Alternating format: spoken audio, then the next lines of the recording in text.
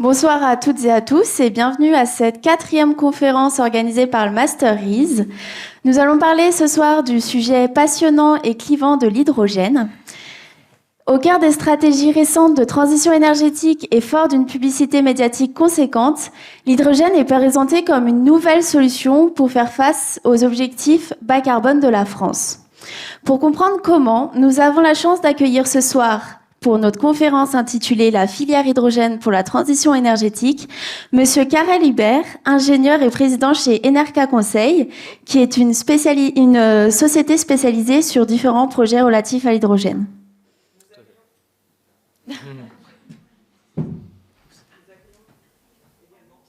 Il est en mute. Pardon.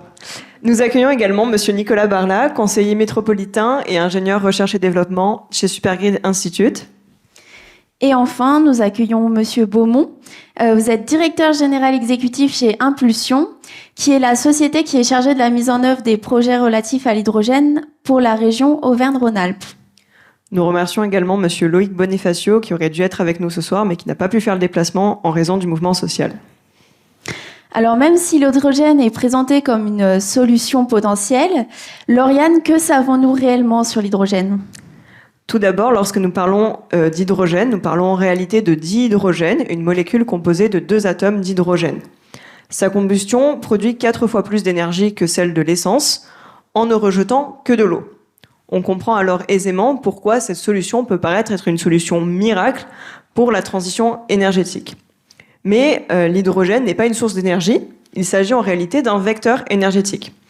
Peut-être, Monsieur Barla, pour qu'on en avance, est-ce que vous pourriez nous expliquer en quelques mots ce qu'est un vecteur énergétique ?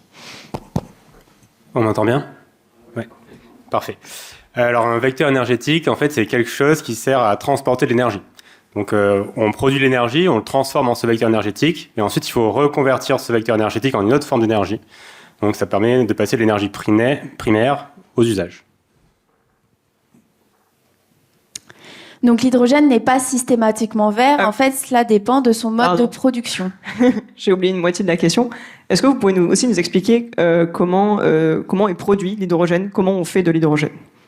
Différents moyens et en quelques mots également. Donc l'hydrogène, on peut le fabriquer à partir d'hydrocarbures, par vaporoformage du méthane par exemple. Donc on prend du CH4 et on le chauffe et on le transforme en H2O plus du CO2. On peut aussi le fabriquer à partir de charbon, par pyrogazéification du charbon. Donc c'est à peu près la même chose, on prend une chaîne carbonée, on récupère l'hydrogène et ce qui reste c'est du CO2.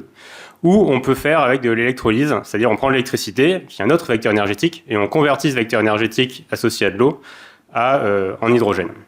Donc en fait c'est la réaction inverse de la combustion, on prend le H2O et on sépare hydrogène et oxygène. Donc 2 options, soit par chaîne carbonée, soit par électrolyse. Et aujourd'hui, c'est quasiment exclusivement à partir de chaînes carbonées qu'on fait de l'hydrogène. L'électrolyse, c'est assez négligeable dans la production actuelle. Donc voilà, comme vient de l'expliquer Monsieur Barla, l'hydrogène n'est pas forcément vert, cela dépend de son mode de production. Donc depuis l'ordonnance du 17 février 2021, on distingue 3 catégories d'hydrogène. En lieu et place des catégories par couleur, dont vous avez peut-être déjà entendu parler, on parle maintenant d'hydrogène renouvelable, bas carbone ou d'hydrogène carboné. Cependant, la difficulté de cette classification, c'est que les seuils qui permettent de classifier l'hydrogène dans ces différentes catégories n'ont pas encore été identifiés. C'est dans ce contexte qu'on peut se demander quelle est la place de l'hydrogène dans la transition énergétique. Et donc vient la deuxième grande question de cette introduction.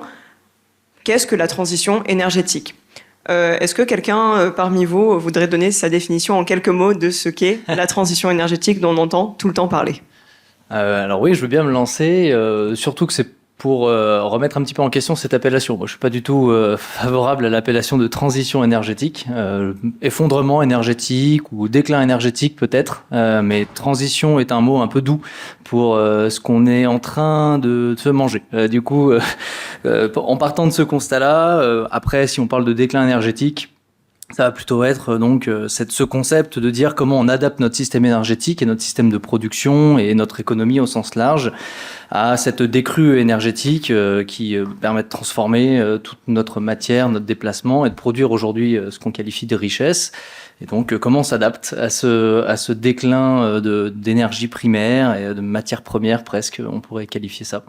Et donc avoir des systèmes plus résilients, plus locaux éventuellement. Il y a plein de pistes qui sont élaborées pour aborder cette dite transition. Voilà.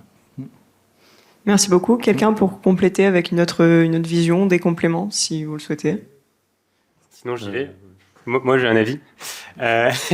Donc, transition énergétique, transition, ça veut juste dire transformation. Donc, on part d'un mix énergétique quasiment exclusivement carboné. Et l'idée, c'est de transformer ce mix énergétique en autre chose. Et donc, la transition, ça veut juste dire qu'on change de système énergétique. Mais vers où on veut aller, ça, il y a une multitude de possibilités. Et en gros, il faut juste qu'on définisse où on veut aller en termes de production d'énergie et en termes de consommation d'énergie. Et donc, il n'y a pas une seule transition énergétique possible. Merci beaucoup. Pour compléter ça, on va pouvoir s'appuyer également sur la définition ou les objectifs, en tout cas, de transition énergétique français, avec quelques exemples.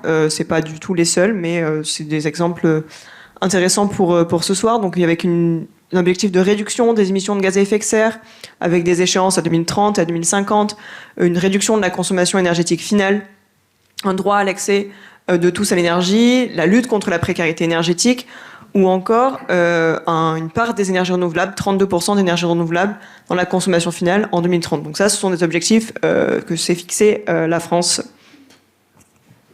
Donc on a d'une part les objectifs de réduction des gaz à effet de serre et de part des énergies renouvelables dans le mix énergétique. Donc on peut voir des échéances 2030, 2050, mais se pose aussi la question en réalité du prix de l'énergie. Autant d'interrogations qui vont pouvoir orienter tout notre débat de ce soir. La part de l'hydrogène dans ce mix énergétique, en réalité, quelle est la part énergétique dans ce mix énergétique? Est-ce que l'hydrogène peut se développer suffisamment rapidement pour être une réelle solution pour la transition énergétique? Et enfin, le coût lié à l'hydrogène ne va-t-il pas devenir un frein pour le développement de la filière? Donc finalement, à partir de ces questionnements découle la problématique de la soirée qui est quelle est la part de la filière hydrogène dans les stratégies françaises de transition énergétique? Nous allons dans un premier temps voir les différents usages de l'hydrogène, puis nous discuterons de l'intégration de ces différents usages aux stratégies de transition énergétique, et enfin nous discuterons des limites et des risques liés à la filière, et enfin nous vous laisserons la parole, cher public, pour vos traditionnelles questions à nos intervenants. Donc pour démarrer notre première partie sur les usages de l'hydrogène, nous avons évoqué en introduction que l'hydrogène n'est pas une source d'énergie mais un vecteur énergétique qui va permettre de stocker, de déplacer l'énergie pour un futur usage. La question qui vient naturellement est alors quelles sont ces différentes utilisations possibles de l'hydrogène et peut-être celles que vous utilisez plus particulièrement au sein de votre activité professionnel. Quelqu'un pour commencer? Peut-être Monsieur Beaumont, vous n'avez pas encore pris la parole. Sur les sources, actuellement, l'hydrogène, on l'a évoqué, hein, c'est issu plutôt d'une ressource carbonée et c'est essentiellement, on va dire 99%, je pense, pour le milieu industriel. Donc, on va avoir deux grands axes pour la thématique de l'hydrogène. Le premier axe, moi je parlais plutôt mobilité, mais pour l'instant, l'axe c'est plutôt la transformation d'hydrogène carboné utilisé dans le milieu industriel par l'hydrogène vert. Là, à terme, les projections, alors, je ne sais pas si on suit vos chiffres, mais si à terme on arrive à 20% de l'hydrogène utilisé pour la mobilité, c'est 80% pour le milieu industriel. Donc, à peu près, les deux grands axes sont à peu près, je ne sais pas si Karel a à peu près les mêmes chiffres. Oui, non, c'est effectivement les deux grands axes. Après, c'est vrai que les chiffres, c'est des projections, donc ça dépendra toujours des hypothèses qu'on fera. Il y a peut-être, même si j'apporte pas beaucoup de caution à cette approche-là, mais il y a aussi une application en tant que service au réseau énergétique avec du stockage massif, et ça peut être vu comme un usage simplement de temporisation et de modulation de la production-demande de manière massive à travers du stockage en cavité saline et autres, et donc c'est un usage rendu au réseau qui peut être aussi considéré. Ouais, des... peut-être un point à développer, là, c'est que, on l'a évoqué, hein, à la base, l'arrivée de l'hydrogène, bah, moi, de ma part, c'est plutôt la possibilité de stocker l'énergie que l'électron, hein, sous forme d'hydrogène. On l'a évoqué, c'est un vecteur. L'intérêt donc de l'hydrogène, c'est pouvoir le stocker justement, c'est cette capacité du PV ou de l'éolien lorsque l'électron n'est pas consommé. Sur le territoire Auvergne-Rhône-Alpes, en fait, vous avez au nord de Lyon ou au sud des grandes cavités salines, hein, qui actuellement sont des cavités de stockage, donc plutôt du méthane. C'est un potentiel aussi important dans la thématique hydrogène, dans le développement du territoire. À terme, ces cavités pourraient aussi stocker donc, de l'hydrogène. Bon, si vous écoutez un petit peu les dernières discussions au niveau de l'État ou intergouvernemental, c'est plutôt de produire donc, de l'hydrogène sur les pays plutôt au sud. À la base, hein, on l'a évoqué, hein, c'est simplement une transformation de l'électron vers de l'hydrogène. Donc, l'électron, il y a les grandes sources, on parle que l'hydrogène vert, donc on va dire le PV, l'éolien ou le barrage. Bon, le barrage étant fortement déjà sollicité, l'électron, il faut le trouver, bon, le rayonnement, on va dire plutôt au sud. Donc la grande stratégie qui se dessine à court moyen terme, ça va être, je pense, une production d'hydrogène plutôt Espagne ou au nord de l'Afrique. On a donc un rayonnement relativement intéressant et à terme un transfert d'hydrogène depuis ces pays vers le territoire de la France et l'axe allemand. Je rebondis simplement sur la capacité de stockage. Il se trouve que donc, sur le territoire en fait, Auvergne-Rhône-Alpes, on a aussi des cavités de stockage de l'hydrogène permettant donc, à terme d'avoir ces gazoducs, hydrogénoducs, pour transférer l'hydrogène du sud, les stocker et le consommer au moment opportun. Des compléments peut-être? Là, je pense qu'on s'avance un petit peu sur la deuxième partie qui sera les stratégies d'utilisation. Mais on peut déjà faire un focus sur un état. Quels sont les usages actuels de l'hydrogène? Parce que l'hydrogène, c'est déjà actuellement responsable de 2% des émissions de gaz à effet de serre à l'échelle mondiale. C'est bien qu'on en utilise. Et donc, on en utilise essentiellement dans 3 secteurs. Les raffineries, pour faire de la désulfuration de pétrole ou un truc qui ressemble. Deuxième gros usage, c'est fabriquer des engrais, donc de l'ammoniac pour des engrais. Et le troisième gros usage, c'est dans la chimie, notamment du méthanol. Et après, il y a d'autres usages qui pourraient apparaître dans l'industrie, notamment dans la sidérurgie, pour réduire du minerai de fer. Aujourd'hui, on utilise du charbon. Et on peut, donc pour enlever l'oxygène du dioxyde de fer, pour le réduire. Et donc, on peut transformer cette réaction chimique, au lieu d'utiliser du charbon, pour utiliser de l'hydrogène. Donc ça, ils y réfléchissent notamment du côté ArcelorMittal dans le Nord. Et donc là, on avait un petit graphe. Ouais, on avait un petit graphe qui représente, à droite, c'est les différents usages de l'hydrogène actuel, donc avec raffinerie, ammoniac, puis méthanol et puis d'autres. Et à gauche, donc les différents moyens de produire de l'hydrogène aujourd'hui. Donc on a essentiellement du gaz fossile, du charbon, un tout petit peu de pétrole, puis un tout petit peu d'électricité. Et après, on a un gros morceau qui vient aussi de coproduits, c'est-à-dire de l'hydrogène qui est fait dans d'autres réactions chimiques dans l'industrie et qu'on récupère pour réutiliser. Donc voilà un peu le panel là où on en est actuellement. Merci beaucoup pour ces éclairages. La France a annoncé débloquer 7 milliards d'euros pour développer la filière hydrogène avec un objectif de réduction de 6 millions de tonnes de CO2 d'ici 2030. Alors ma question c'est vers qui s'oriente ce budget et est-il suffisant pour atteindre les objectifs de transition énergétique? Vaste question. Ouais, je peux prendre une partie de la réponse. Alors, le budget, je ne pourrais pas forcément le détailler. Il y a eu des publications là-dessus pour expliquer clairement comment allait être fléché le budget. Bon, de tête, hein, il y a plusieurs typologies d'aides qui vont être et qui sont déjà mises en place. Il y a une aide en lien avec de la subvention directe sur le déploiement des écosystèmes, et ça transite en grande partie par l'ADEME. On aura peut-être l'occasion d'en reparler sur le déploiement d'écosystèmes. Vous allez avoir aussi une approche plutôt industrialisation de la filière pour éviter de reproduire ce qui s'est passé sur le photovoltaïque notamment, et donc l'installation on qualifiera ça de gigafactory, hein, également dans l'hydrogène, sur la production de piles à combustible, sur la production d'électrolyseurs, à travers des usines qui se construisent d'ailleurs actuellement autour de Belfort, et puis il y en a une aussi pour les stations à Grenoble. Donc tout ça permet de centraliser pas mal de financements. Et puis après, il y aura aussi de l'aide à la conversion sur les aspects industriels, vraiment adaptation des procédés, comme on en a parlé justement sur les hauts fourneaux, c'est des investissements assez lourds. Donc il y aura de l'aide aussi directement injectée dans l'industrie. Et il y a un fort volet, alors je ne sais pas quelle est la part qui sera investie là-dedans, mais sur les aspects de formation, d'emploi, puisque c'est un secteur qui est en tension. On y reviendra peut-être aussi, hein, je n'approfondis pas tout de suite maintenant, mais en tout cas, voilà, il y a une part de l'investissement qui sera dédiée à la formation, autant initiale que continue. Et avec tout ça, je pense avoir fait grosso modo le tour les investissements tels qu'ils sont fléchés. Après, pour la deuxième partie de la question, est-ce que ça suffira et comment ce sera utilisé pour atteindre les objectifs carbone?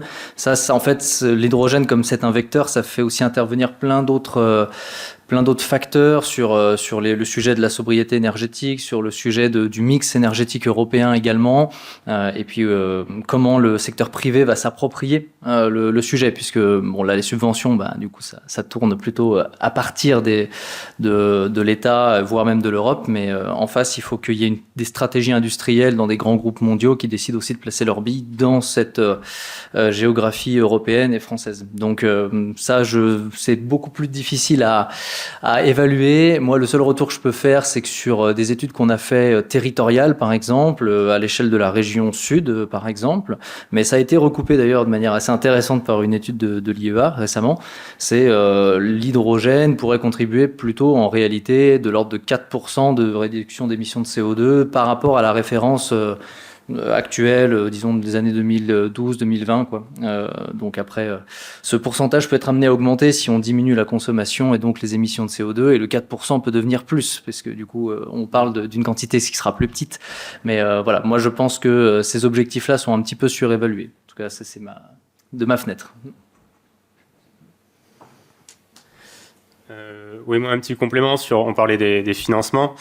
Parce que du coup, je suis aussi élu à la métropole de Lyon, et je sais qu'à côté métropole, les priorités, c'est vraiment de décarboner la vallée de la chimie avec l'hydrogène. Tout ce qui est nouveaux usages de l'hydrogène, notamment mobilité et autres, c'est, en tout cas pour nous, pas prioritaire.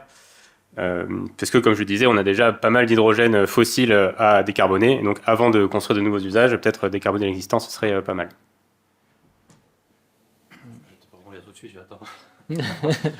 Non, mais peut-être en termes de projection, c'est-à-dire que, alors, je suis un foutu de dire si 5 ou 7 ou 9 milliards, c'est suffisant.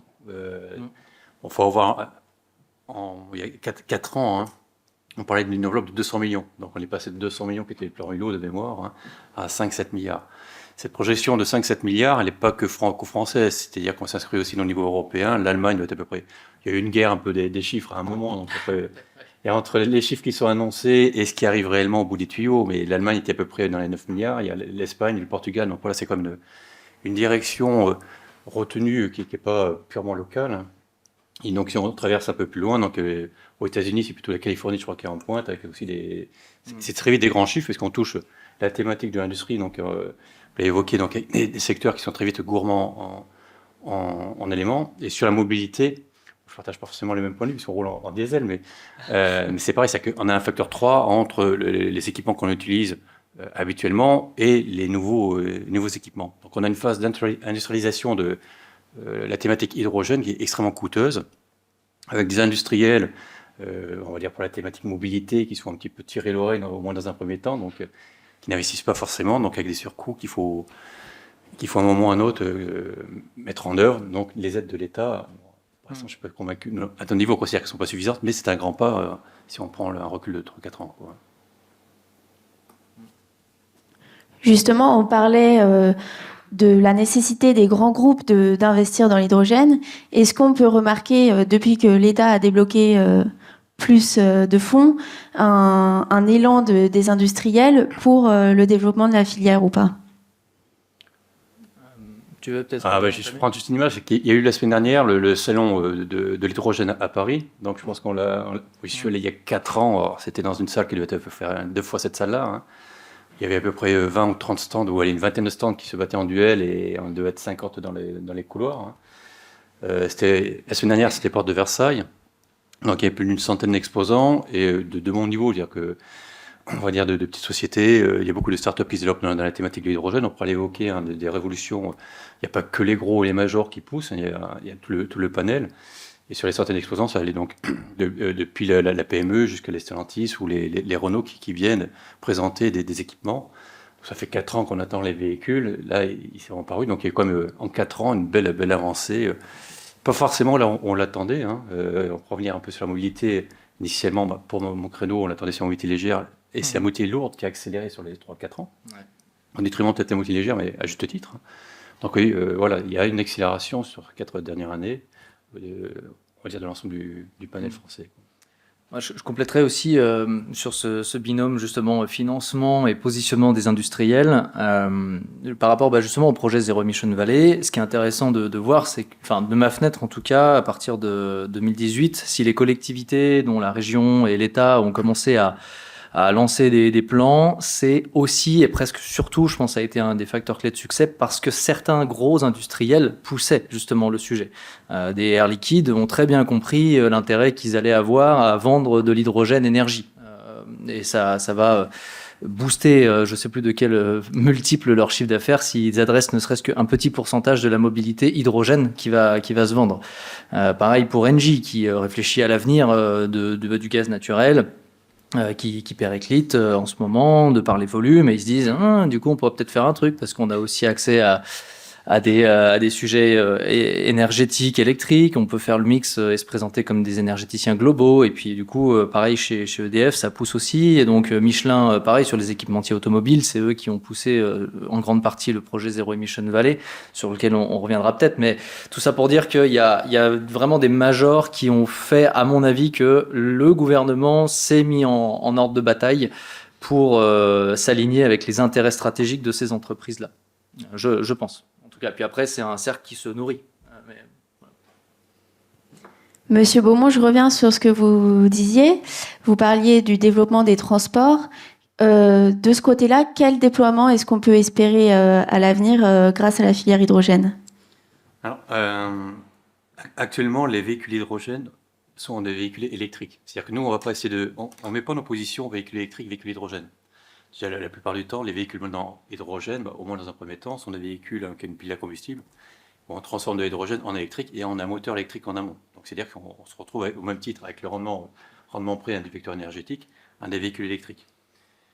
L'hydrogène, en fait, ne va pas être intéressant ou pertinent dans la table de la mobilité dès lors que l'électricité a toute sa place. C'est-à-dire que vous cherchez un véhicule qui va faire moins de 150 km par jour, où il n'y a pas besoin d'une grande autonomie. Et donc là, actuellement, l'industrialisation des véhicules électriques, le coût de l'électron, malgré ce que l'on vit, comparativement donc, à un vecteur d'hydrogène où on aura des rendements donc, à payer, à toute sa place. Donc nous, on va plutôt intervenir, où la filière se développe plutôt, c'est ce qu'on a vécu, c'est-à-dire qu'il y a 3-4 ans, on parlait de la Kangoo électrique, on devait avoir plus de 1000 Kangoo sur le territoire Rhône-Alpes en 2019, il y en aura eu 50 à tout casser. Renault a fait un marche arrière, à juste titre je pense, parce que le Kangoo, c'est des faibles kilométrages, c'est un véhicule de ville, et l'électrique est cohérent. Et après, on va se retrouver en parallèle, dès qu'on va attaquer les véhicules utilitaires. Si vous faites un véhicule utilitaire type Jumpy Master, les petites fourgonnettes, et que vous circulez au sein de la métropole, et vous n'avez pas besoin vous pouvez l'avitailler le soir, le véhicule électrique, pareil, il y a toute sa place. Dès que vous commencez à avoir un véhicule qui va faire un Clermont-Lyon dans la journée en aller-retour, ou Carrel qui vient de Grenoble, avec les problématiques là de kilométrage, donc ce segment va commencer à être attaqué, donc le véhicule utilitaire, plutôt pour les grandes distances. Après, on va intervenir sur tout ce qui va être plutôt flotte un peu plus lourde. Donc, on va aller sur les camions. Les camions, donc là, on va avoir une discussion. Et là, c'est un peu la réalité qui va... le pragmatisme qui va faire que c'est l'un véhicule ou l'autre qui va l'être entre la batterie électrique avec les discussions des plus et les moins et les véhicules hydrogène. Ça sera l'usage qui fera dire que l'un qui sortira par rapport à l'autre. Je pense que moi, ça fait 4 ans que je suis dedans. On a les deux éléments. La difficulté, je pense, maintenant pour un acteur qui va acheter des camions, c'est de savoir quel est le montée de carburant entre le bio-GNV, ce qu'il a vécu actuellement entre le coût du GNV et la difficulté de la motorisation, l'électrique et le coût de l'électron, l'hydrogène et toutes les incertitudes ou les bénéfices attendus. Donc voilà, on a un créneau sur la mobilité lourde, le camion, avec ce que j'évoquais tout à l'heure, là, une accélération, c'est-à-dire que les camions qu'on a annoncés en 26, 27, 28, 30, on va arriver, on a gagné 3-4 ans pendant la phase de Covid, c'est-à-dire qu'on a une accélération des e-véhicules et autres. Et après, on parle quand même aussi, donc après de la mobilité plutôt fluviale, donc là, il y a la discussion entre l'hydrogène ou le méthanol. Et on parlait d'industrialisation, et Karel évoquait tout à l'heure les véhicules, l'accélération, on parle d'Airbus. Alors, je ne vais pas parler sur l'aviation, mais Airbus à 2035, et lorsqu'on voit ce que c'est en termes d'industrialisation d'un outil, et à moins de 15 ans, donc voilà, donc c'est des perspectives qui peuvent paraître loin, mais on parle d'Airbus et à moins de 15 ans, quoi. Et dernier créneau, pardon, et il y a aussi le créneau du train. Donc là, le train aussi. Alors pareil, dès que vous avez une ligne qui est électrifiée, on passe par la tête, c'est des véhicules électriques. Mais vous avez encore en France beaucoup de trains qui roulent au diesel. Cette électrification coûte extrêmement cher. Ce qui a conduit aussi donc, à abandonner certaines lignes. Hein. Donc là, on peut parler dans le Savoie de Savoie ou pas si loin. Moi, je suis auvergnat, donc des lignes auvergnates qui roulent encore diesel, où là, l'hydrogène peut devenir un complément en bout de ligne d'électrification. Et on peut se retrouver deux types de motorisation, soit des trains qui vont être totalement 100% hydrogène, ou alors des trains mixtes qui passeront, lorsqu'ils peuvent avoir des lignes électriques, rouleront au moteur électrique, et lorsqu'ils passeront sur des lignes non électrifiées en thématique hydrogène. Oui, donc là, si on attaque la mobilité, un véhicule hydrogène, en fait, donc comme tu disais, c'est un véhicule électrique. On a pris de l'électricité du réseau, on a fabriqué de l'hydrogène dans un électrolyseur, on a amené l'hydrogène dans le moteur, enfin, dans le réservoir de la voiture, et ensuite on l'a reconverti en électricité. Donc par rapport à une voiture électrique, on a rajouté deux rendements. Le rendement de l'électrolyseur qui est d'environ 70%, et le rendement de la pile à combustible qui est environ de 40%. Donc grosso modo, pour passer de l'électricité à moteur électrique, on a eu un rendement de 30%, alors qu'une voiture électrique, on aurait eu un rendement de 100%. Donc ça veut dire qu'un véhicule hydrogène, ça consomme 3 fois plus d'électricité qu'un véhicule électrique. Il n'y a pas la batterie, ou une batterie plus petite, mais en tout cas, il y a un risque d'effet rebond assez significatif. Si on convertit notamment la mobilité légère à l'hydrogène, on va se mettre à consommer 3 fois plus d'électricité, et on n'aura pas produit 3 fois plus d'électricité décarbonée, donc au final, indirectement, on aura consommé beaucoup plus d'électricité fossile. Après, sur la mobilité lourde, notamment les camions, effectivement, si on veut faire des grandes distances, ça va être compliqué. Si on veut faire un véhicule électrique, un camion, il faut faire des énormes batteries qui prennent de la place, il y a moins de place pour transporter des marchandises, et puis c'est plus compliqué de les recharger aussi. Donc pour les camions, ça se réfléchit, et effectivement, les deux technologies sont en concurrence. Mais ce qui est intéressant aussi pour arbitrer entre les deux solutions, c'est la notion de coût d'abattement. Dans son scénario Futur énergétique 2050, RTE, dans l'aspect analyse économique, ils ont évalué plusieurs choses qu'on peut mettre en place pour décarboner. Il y a l'isolation des bâtiments, un véhicule électrique, pompe à chaleur, etc. Et ils ont évalué pour chacune de ces solutions, c'est quoi le coût et c'est quoi les émissions évitées. Et du coup, ça permet de faire le ratio, combien ça coûte le kilo de CO2 évité.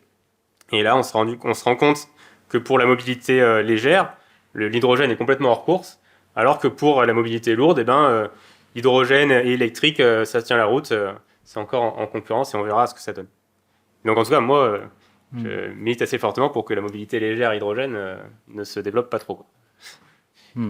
Ouais, puis ce couple avec des aspects de sobriété, parce que je pense que ça rentre aussi dans une logique plus globale de repenser les flux urbains et interurbains sur les aspects de véhicules légers. Enfin, d'une manière générale, je pense que c'est aussi un angle qui n'est pas assez souvent abordé, ce côté de repenser les usages, pour limiter justement l'usage de la voiture légère, même électrique.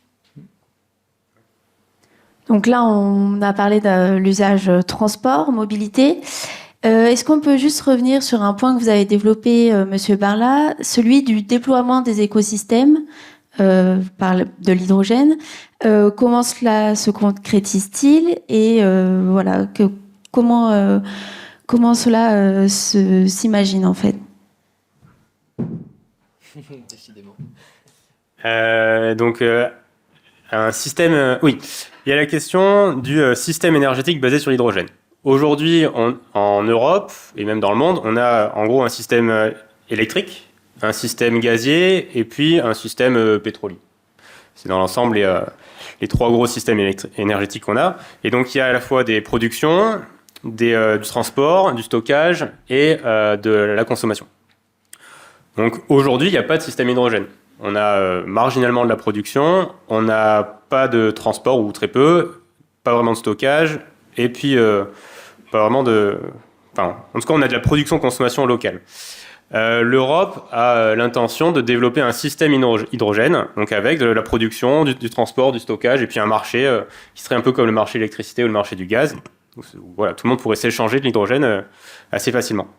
Donc ça veut dire qu'il faut construire le système, il faut construire les gazoducs, enfin les pipelines, il faut construire les réservoirs de stockage, il faut donc développer massivement la production, et puis aussi les stations de recharge.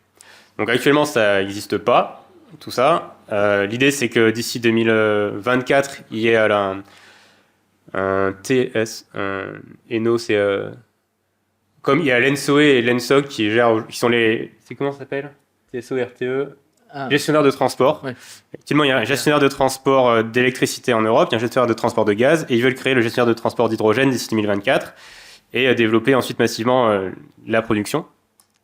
Ce qui est intéressant, c'est que les objectifs de l'Europe pour 2024, donc c'est 6 gigawatts d'électrolyseurs. OK. Pour 2030, ils disent on veut 40 gigawatts d'électrolyseurs chez nous, plus 40 gigawatts chez les voisins. Donc en gros, on compte sur les voisins pour nous alimenter. Et c'est assez... Il y a aussi la question de ces histoires d'importation. Donc on parlait tout à l'heure de l'Allemagne. Et de manière générale, l'Europe a pour volonté de développer massivement l'hydrogène, mais pas forcément de le produire. L'idée, c'est de dire, OK, on va demander aux Marocains, aux Chiliens, aux Namibiens, aux Égyptiens, et tout le monde de nous amener de l'hydrogène, sachant que déjà chez eux, ils ont des mix électriques très carbonés. Donc on imagine qu'ils feront de l'hydrogène bas carbone et qu'ils l'amèneront par bateau chez nous et qu'on pourra le consommer comme ça, tranquille. Donc moi, personnellement, j'y crois pas trop. Et donc voilà, il faut être assez lucide sur le fait que toutes ces stratégies hydrogène à l'échelle européenne, ça mise fortement sur des importations d'hydrogène qu'on postule qu'il sera vert. Ouais. Vas-y, Alors, on est parti écosystème directement mondial. Les premières étapes, actuellement, c'est déjà de créer des écosystèmes à l'échelle, on va dire, d'une métropole, d'un département, d'une région. C'est les premières étapes. C'est-à-dire que là, on va dire l'échéance, nous, 22, 27, c'est de créer des centres de production. Autant, je parlais tout à l'heure sur le Maroc, je n'ai pas la perception sur le risque. Pour moi, c'est plutôt une richesse partagée, mais la production d'hydrogène, dans un premier temps, sera locale. Donc, on cherchera à avoir une production avec un électron que l'on maîtrise, du PV, de l'éolien ou du barrage, avec une production d'un électrolyseur dans un rayonnement pour la mobilité à 150 km du centre de distribution. Donc ces écosystèmes, il faut les créer. C'est la première étape, on va dire, jusqu'à l'échéance au moins 2027 de 2030, avant d'aller chercher un électron et une production d'hydrogène avec une modalité de transport à l'étranger. C'est le réseau qu'on vient d'évoquer. Bon, c'est des milliers de kilomètres, c'est des gouffres financiers, et c'est avec les contraintes urbanistiques normales et de réalisation, on n'est pas avant 2030, les premiers tuyaux sortent. Donc la première étape, c'est ça, c'est que nous, on est dans l'ambition au niveau de la région, plutôt autour de la mobilité, mais des acteurs aussi qui jouent sur le milieu industriel, et les métropoles dans cette thématique-là, de créer des jeunes productions d'hydrogène vert, renouvelable. C'est vrai qu'après, il peut y avoir des clivages, mais a priori, on est tous à peu près sur du renouvelable. Pour produire, au niveau de l'échelle département, région, l'hydrogène nécessaire pour la mobilité et l'industrie. Pas d'ajout particulier. Très bien. Juste une dernière question pour cette partie relative aux différents usages de l'hydrogène. En somme, quelles actions des pouvoirs publics est-ce qu'on peut attendre pour espérer un développement de la filière hydrogène qui aille dans le bon sens ? C'est quoi le bon sens ? Je vais peut-être lancer les premières pistes, mais nous, quand on accompagne effectivement les collectivités, alors que ce soit région ou plus agglomération, même syndicats, il y a plusieurs axes d'approche. Bon, déjà, c'est étudier le sujet pour voir justement quelles sont les marges de manœuvre dont la collectivité dispose et où est-ce que c'est pertinent au vu du territoire, des productions possibles et évidemment des usages possibles, s'il y a des industriels, s'il y a des flux logistiques importants, des centres logistiques, etc. Donc ça, c'est vraiment pas partir bille en tête et c'est malheureux, mais ça arrive aussi parfois que des politiques se mettent bien en tête sur l'hydrogène et misent tout sur des usages qui font pas complètement sens. Donc il y a un vrai sujet d'étudier la faisabilité et de croiser ça avec les autres alternatives. Ça, c'est vraiment un message important. Et puis après, évidemment, il y a la subvention qui peut être faite à l'achat de certains véhicules. Ça, c'est important. Ça encourage. Mais il y a aussi l'exemplarité en convertissant une partie des flottes quand c'est encore une fois pertinent. C'est pas sans contrainte. Il faut adapter les dépôts. Il faut du coup prendre le pari aussi technologique, former les équipes, etc. Donc il y a ce sujet de montrer l'exemple et de payer un peu presque les pots cassés parfois. C'est un peu ce qui se passe sur les premiers projets, mais c'est faire un office de brise-glace. Et puis il y a aussi, et ça c'est vraiment plus, c'est une portée politique, mais c'est à travers les commandes publiques et en fait incarner la volonté de mettre en place un écosystème hydrogène à travers tous les leviers possibles. Donc ça passe par la commande publique sur par exemple les appels d'offres pour les BTP dans la ville, de sorte qu'il y ait des groupes électrogènes zéro émission par exemple, que les livraisons là où la commande publique a la main sur justement comment les produits sont acheminés dans les cantines, dans d'autres centres éventuellement logistiques rattachés à la commande publique. Tout ça peut se faire éventuellement de manière décarbonée et donc si c'est le cas et que c'est pertinent par l'hydrogène. Et après il y a aussi la contribution à la formation et être moteur dans ces éléments-là par rapport aux universités, faire le lien, assurer une cohérence avec les autres régions, booster le fait qu'il puisse y avoir des masters spécialisés ou des formations techniciens, être à l'écoute en fait du marché de l'emploi que font remonter les industriels locaux. Donc voilà, c'est à peu près moi en tout cas du côté assistance à maîtrise d'ouvrage et conseil, les différentes pistes qu'on a et qu'on essaie d'exploiter encore une fois quand c'est pertinent. Et je reviens sur le fait de bien étudier la faisabilité de la chose et de former les équipes autant élues que techniques dans les collectivités. Ouais. Alors moi je vais faire peut-être un peu plus large. Puis je rebondirai sur Impulsion, mais l'idée c'est un partenariat. Globalement, il faut avoir en tête que pour l'hydrogène, pour l'instant, on est encore au début de l'histoire. Moi, je suis arrivé il y a 3 ans, on ne savait même pas comment vendre au kilo. C'est-à-dire que la même normalisation n'est pas encore présente. Et une voiture arrive, on n'avait pas l'autorisation de facturer le kilo vendu parce que la normalisation n'existe pas. Derrière, il faut avoir aussi en tête que globalement, si vous prenez un véhicule classique, mais ce sera pareil dans la thématique industrielle, il y a un facteur 3 entre un outil classique actuellement, du vieux thermique, et le facteur donc hydrogène. Donc c'est-à-dire que ça va imposer un partenariat à différents niveaux. Toutes les échelles, les strates doivent être un petit peu intéressées. Si on prend actuellement, donc l'Europe aide les projets en termes de subventions, l'ADEME, l'État français va aider en termes de subventions. On attend quand même des évolutions de la réglementation aussi. On pourra évoquer les thématiques des rétrofits, l'évolution sur les types de véhicules. Nous, alors, je vais peut-être prendre une casquette, mais Impulsion, c'est une SAS où on a du droit privé et du droit public. C'est-à-dire que j'ai un actionnaire qui est la région, 30%, qui a misé dans une société pour lancer, donc avec Engie Michelin, donc on l'évoquait tout à l'heure, sur les...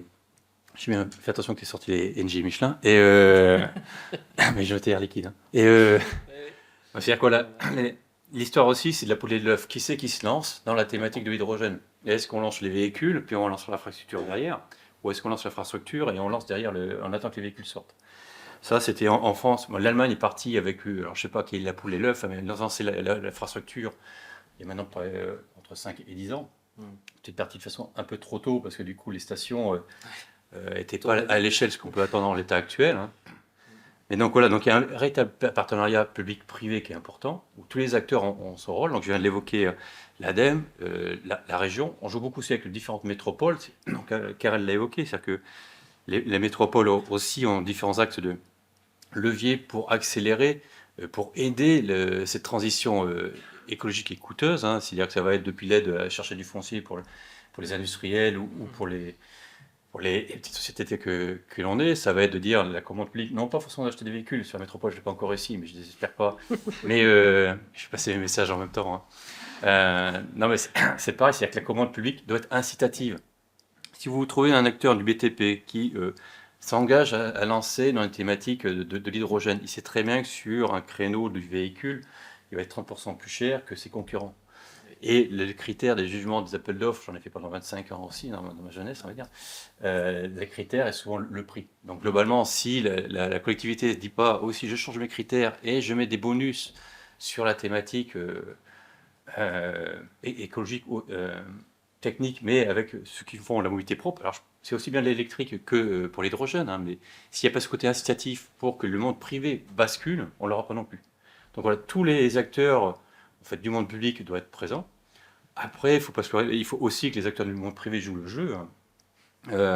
Globalement, franchir, c'est le premier pas. L'acquisition d'un véhicule, dire voilà, je suis prêt à mettre sur un parc de 100 véhicules, entre 5 et 10, qui seront peut-être 30% ou 3 fois plus cher, malgré les subventions, mais parce que j'ai un devoir, ou alors de décarbonation de ce qui rentre dans ma politique, ou en termes d'image, ou de jouer aussi dans la demande de décarbonation de la mobilité. Il sera pareil dans le monde industriel.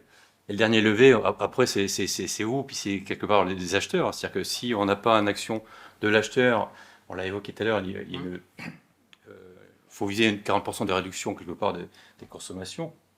Si derrière on n'est pas tous en termes d'acheteurs à être vigilants à ce qu'on achète, où on l'achète et comment c'est produit, et là-dessus l'hydrogène dans la mobilité est important, ou le vecteur électrique. Hein. Si on n'est pas prêt à prendre le vélo ou changer de démobilisation ou modalité de transport, c'est le vieux qui parle, on sera tous dans la même problématique dans 20 ans. Donc tous les acteurs sont... Et justement, Monsieur Beaumont, est-ce que vous pouvez développer sur le projet Zéro Émission Vallée de la région Auvergne-Rhône-Alpes, dont Impulsion se charge justement? Donc nous, on est nés il y a à peu près 4 ans, mais voilà, globalement, nous, notre vocation, c'est de développer avec les collectivités qui veulent s'engager dans la thématique de la mobilité propre, hydrogène vert. On met en place une infrastructure. Donc une infrastructure, une station, c'est là où il y a une évolution aussi en termes d'infrastructure. Une station d'hydrogène, c'est à peu près entre 3 et 4 millions d'investissements, hors production. La production, on l'a évoqué, les électrolyseurs, c'est tout de suite des 15-20 millions qu'il faut mobiliser. Donc là, la SAS, Impulsion, acteur public-privé, on va voir certaines collectivités sur lesquelles on joue en partenariat. Donc voilà, le mot de partenariat c'est important pour dire voilà, nous on est prêts à se lancer, à mettre 4 millions, à investir dans l'infrastructure locale pour que derrière lancer la mobilité et travailler ensuite main dans la main pour que derrière on aille chercher les acteurs du monde privé pour qu'ils transforment les camions, le bus ou les cars ou les masters en véhicules donc hydrogène. Donc, c'est ça l'histoire de Impulsion. Donc, certes, on travaille avec la région, mais on travaille avec des villes comme Clermont, Saint-Étienne, la métropole, Grenoble, voilà. Et après, on a une vingtaine de stations qu'on va mettre en œuvre d'ici 2024 sur le territoire, et une production d'hydrogène vert, soit seul, soit avec des partenaires. Monsieur Barla, peut-être pour conclure rapidement, un dernier... Oui, c'était sur les objectifs que devraient porter les pouvoirs publics pour développer l'hydrogène. Pour moi, il y en a 3. Le premier, c'est faire gagner en maturité la filière. Parce que si on va avoir quelque chose de fonctionnel en 2050, il ne faut pas se réveiller en 2048. Il faut dès aujourd'hui commencer à faire des prototypes, des démonstrateurs et faire gagner progressivement en maturité la filière. Deuxième priorité, c'est de décarboner l'industrie, avec les usages actuels de l'hydrogène et tout ce qui est sidérurgie aussi. Troisième objectif, c'est pas être contre-productif. On parlait tout à l'heure de combien de pourcentage on pourrait avoir dans la décarbonation. On peut aussi avoir des pourcentages négatifs si on fait n'importe quoi. Donc faire attention à quel choix on fait et bien réfléchir aux conséquences indirectes. Merci beaucoup pour toutes vos réponses. On va pouvoir attaquer un peu la deuxième partie de notre conférence qui porte un peu sur comment l'hydrogène trouve sa place dans ces stratégies françaises sur la transition énergétique. Sujet qu'on a déjà un peu commencé à aborder, notamment au sujet de la mobilité. Pour atteindre les objectifs à horizon 2030 et 2050, plusieurs solutions vont nécessairement cohabiter. Et donc on a parlé de un peu ce choix entre l'électrique et l'hydrogène pour le transport. On peut penser pour le stockage des énergies renouvelables aux batteries classiques, on va dire, qu'on connaît. La question, c'est un peu quelle est la place que peut prendre l'hydrogène dans cet écosystème de solutions et comment les différentes solutions vont pouvoir s'articuler. Donc on a déjà un peu parlé sur le volet transport, mais sur les autres usages, comment ça peut s'articuler. Un volontaire pour commencer. Oui, je peux me lancer.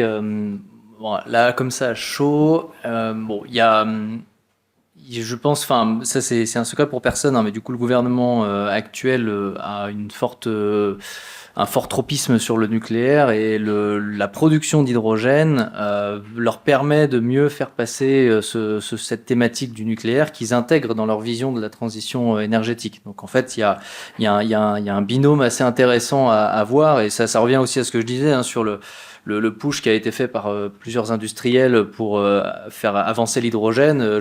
J'étais pas dans les petits papiers, mais je suppose qu'à un moment donné, les acteurs du nucléaire se sont dit ah ouais, ce serait vachement bien parce que du coup, nous, on pourrait faire valoir un parc qui pourrait derrière produire l'hydrogène. Donc il y a un couple assez intéressant. C'est d'ailleurs là où les stratégies pays vont différer. Hein.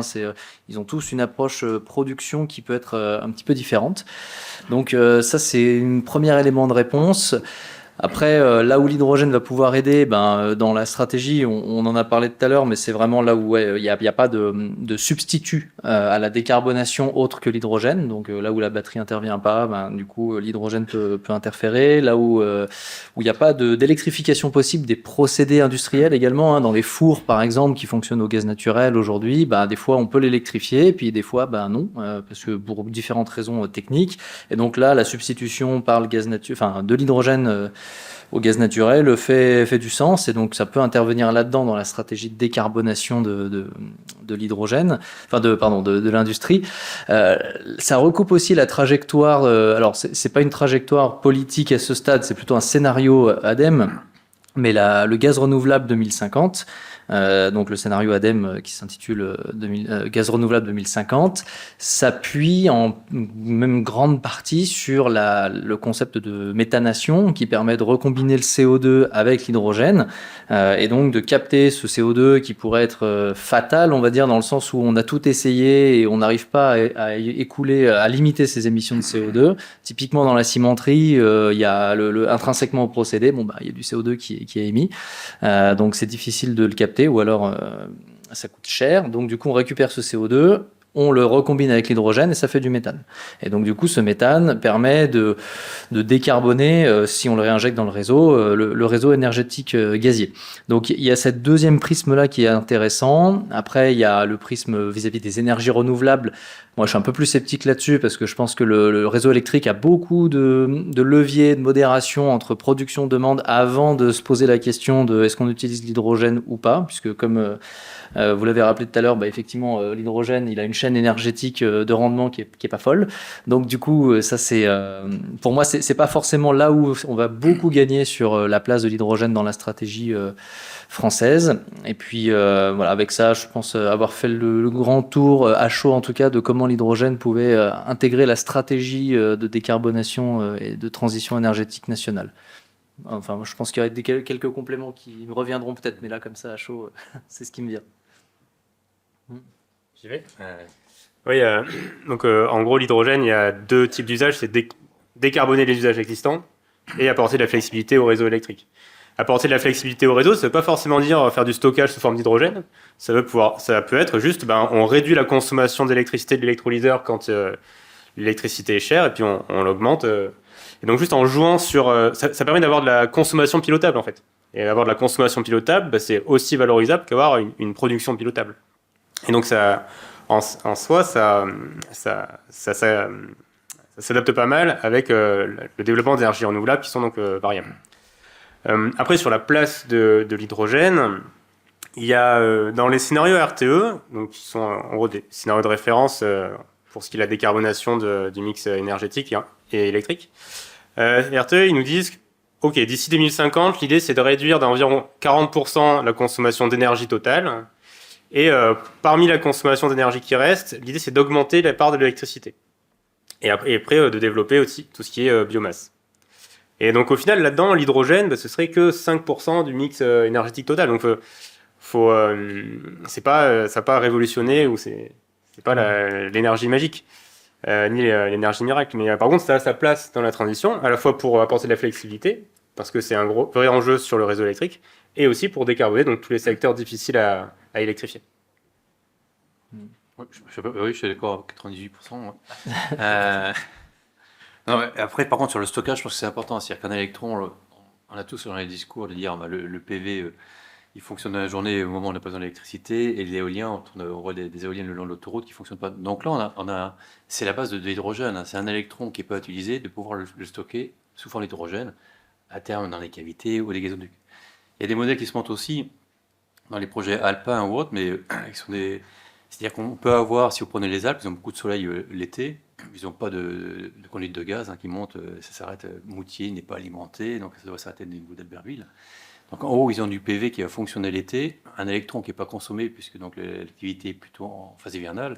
Donc là, se créent aussi des modèles où ils ont des barrages aussi qui fonctionnent en été, pas de consommation. Donc il va y avoir du production d'hydrogène en période estivale, qui va être utilisé en période hivernale, soit pour des chaudières au niveau des hôtels, soit pour la mobilité ou autres thématiques. Donc on l'a à la grande échelle dans les vallées, le long du Rhône ou autres. Mais les barrages sont aussi à ce titre-là.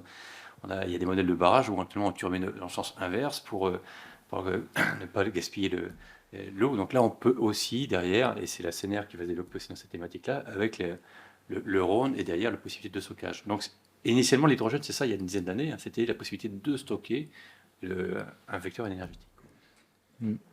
Oui, en fait, c'est assez pratique pour faire du stockage intersaisonnier. Donc, comme tu disais, on produit beaucoup plus d'énergie, on produit plus d'électricité que ce qu'on consomme en été, et l'hiver, c'est l'inverse. Et donc, l'idée, ce serait ce surplus électrique disponible en été, on fait l'hydrogène avec. Et ensuite, en hiver, soit on crame un peu d'hydrogène dans des centrales à gaz pour les pointes, mais aussi, l'intérêt, c'est surtout, on arrête ou on baisse fortement la production d'hydrogène en hiver. Déjà, si on joue sur cette pilotabilité de la consommation, c'est plus efficace que recramer de l'hydrogène, puisque la boucle power to gas to power, elle a un rendement de 30%. Et puis, je compléterai aussi, il y a des éléments qui me reviennent, mais qui sont plus marginaux, parce que quand on cale du quantitatif là, sur ce dont on parle, effectivement, on finit au final de parler de quelques pourcents de gains de CO2. Mais il y a quand même des choses, moi, qui m'interpellent, et bon, c'est un peu mon côté technosolutionnisme qui parle, mais on a des manières de produire l'hydrogène aussi qui sont particulièrement intéressantes et qui pourraient contribuer de manière qualitativement en tout cas assez importante sur les objectifs de décarbonation, puisque là on a parlé donc du reformage du méthane qui émet effectivement du CO2 et de l'électrolyse et de la gazéification du charbon. Mais en fait il y a toute une filière qui est issue de l'énergie primaire biomasse qui est intéressante à observer, à étudier et à expérimenter. Et moi j'ai deux procédés qui me viennent en tête qui permettent en fait d'être négatifs en CO2. Donc ça c'est un concept assez intéressant, et à ma connaissance il n'y a que l'hydrogène aujourd'hui qui peut prétendre à ça en tant que vecteur énergétique. Donc c'est la thermolyse de la biomasse qui permet en fait de gazéifier la biomasse, qui du coup rend de l'hydrogène évidemment, un petit peu de CO2 quand même, mais qui est qualifiée de biogénique puisqu'elle a été captée en amont à un moment donné, et puis qui a une forte composante solide sous forme de carbone. Et donc en fait le CO2, on a une analyse de cycle de vie qui fait que ce CO2 va être séquestré en grande partie sous forme solide. Donc ça, c'est des approches assez intéressantes, et c'est qualitativement, ça permet d'avoir des impacts qui peuvent doubler vraiment le gain de CO2, voire le tripler. Donc ça, c'est une première technologie qui pourrait être intégrée au mix et à la stratégie française de décarbonation. Et aujourd'hui, à ma connaissance, c'est pas pris en compte cette notion de possibilité d'avoir un hydrogène négatif en CO2. Après, il y a plein d'autres sujets sur l'attention sur la ressource primaire, justement, de biomasse. Donc, c'est toute proportion gardée. Et puis, il y a une deuxième technologie, c'est la pyrolyse du biométhane, puisque du coup, là, encore une fois, on vient de la partie biomasse et on craque la molécule de biométhane pour obtenir de l'hydrogène et du carbone solide, cette fois-ci. Contrairement au reformage de méthane, où on mélange tout ça avec de la vapeur d'eau et on obtient du CO2. Donc voilà, c'est des ouvertures technologiques qui pourraient s'intégrer à, je pense, 2030 plutôt dans le paysage, mais toute proportion gardée, encore une fois, de l'ordre de quelques pourcents sur les gains de CO2, je pense. Je peux rebondir ? Oui, tout à fait, c'est très intéressant. Et en fait, en gros, on remplace du charbon par du bois qui est la même chose, mais ça, ouais. Faire simple, c'est effectivement du CO2 qui est compensé par la pousse du nouveau bois. Le seul limite, c'est la quantité de biomasse qu'on peut utiliser pour faire ça, parce que donc il y a plein d'usages très intéressants pour la biomasse. On peut faire des puits de carbone, on peut faire de la biodiversité, on peut faire de la construction, on peut faire de l'hydrogène. Donc il y a plein d'usages et on peut pas tout faire dans de grandes quantités. Donc il faut arbitrer. Et cet usage me paraît pertinent, mais les gisements de biomasse sont limités. Il faut arbitrer. C'est la limite. Bon, ce qui est OK, Karel, c'est que le projet de faire du CO2 plus de l'hydrogène, c'est pareil, c'est pas 2030. Il y a des projets qui sont Oui, la qui sont méthanation. construits, Oui. la méthanation. Hein. Ah oui, ça, c'est J'ai évoqué le ciment en projet du CO2. Il y a un projet du côté de 38 hein, qui devrait sortir à échéance 2027, qui va produire du méthanol pour donc là, les flottes fluviales. Et il y a un projet aussi de mémoire du côté aussi de Salès. Donc il y a plusieurs projets en France qui sortent de cette pique-là pour transformer et capter. Après, il y a les dérives qui peuvent apparaître de créer du CO2 qu'on recapte derrière, mais voilà. Il y a des exemples concrets, réels, de se transformer des rejets de CO2 avec de l'hydrogène. Je reviens juste un peu avant sur ce que vous disiez. On parlait du stockage des énergies renouvelables. Est-ce qu'on peut espérer que la filière hydrogène suffise à elle seule pour pallier à cette intermittence, cette fameuse intermittence des énergies renouvelables? Ou est-ce qu'il va falloir coupler l'utilisation de l'hydrogène à d'autres choses? Et si oui, quelles sont ces autres choses?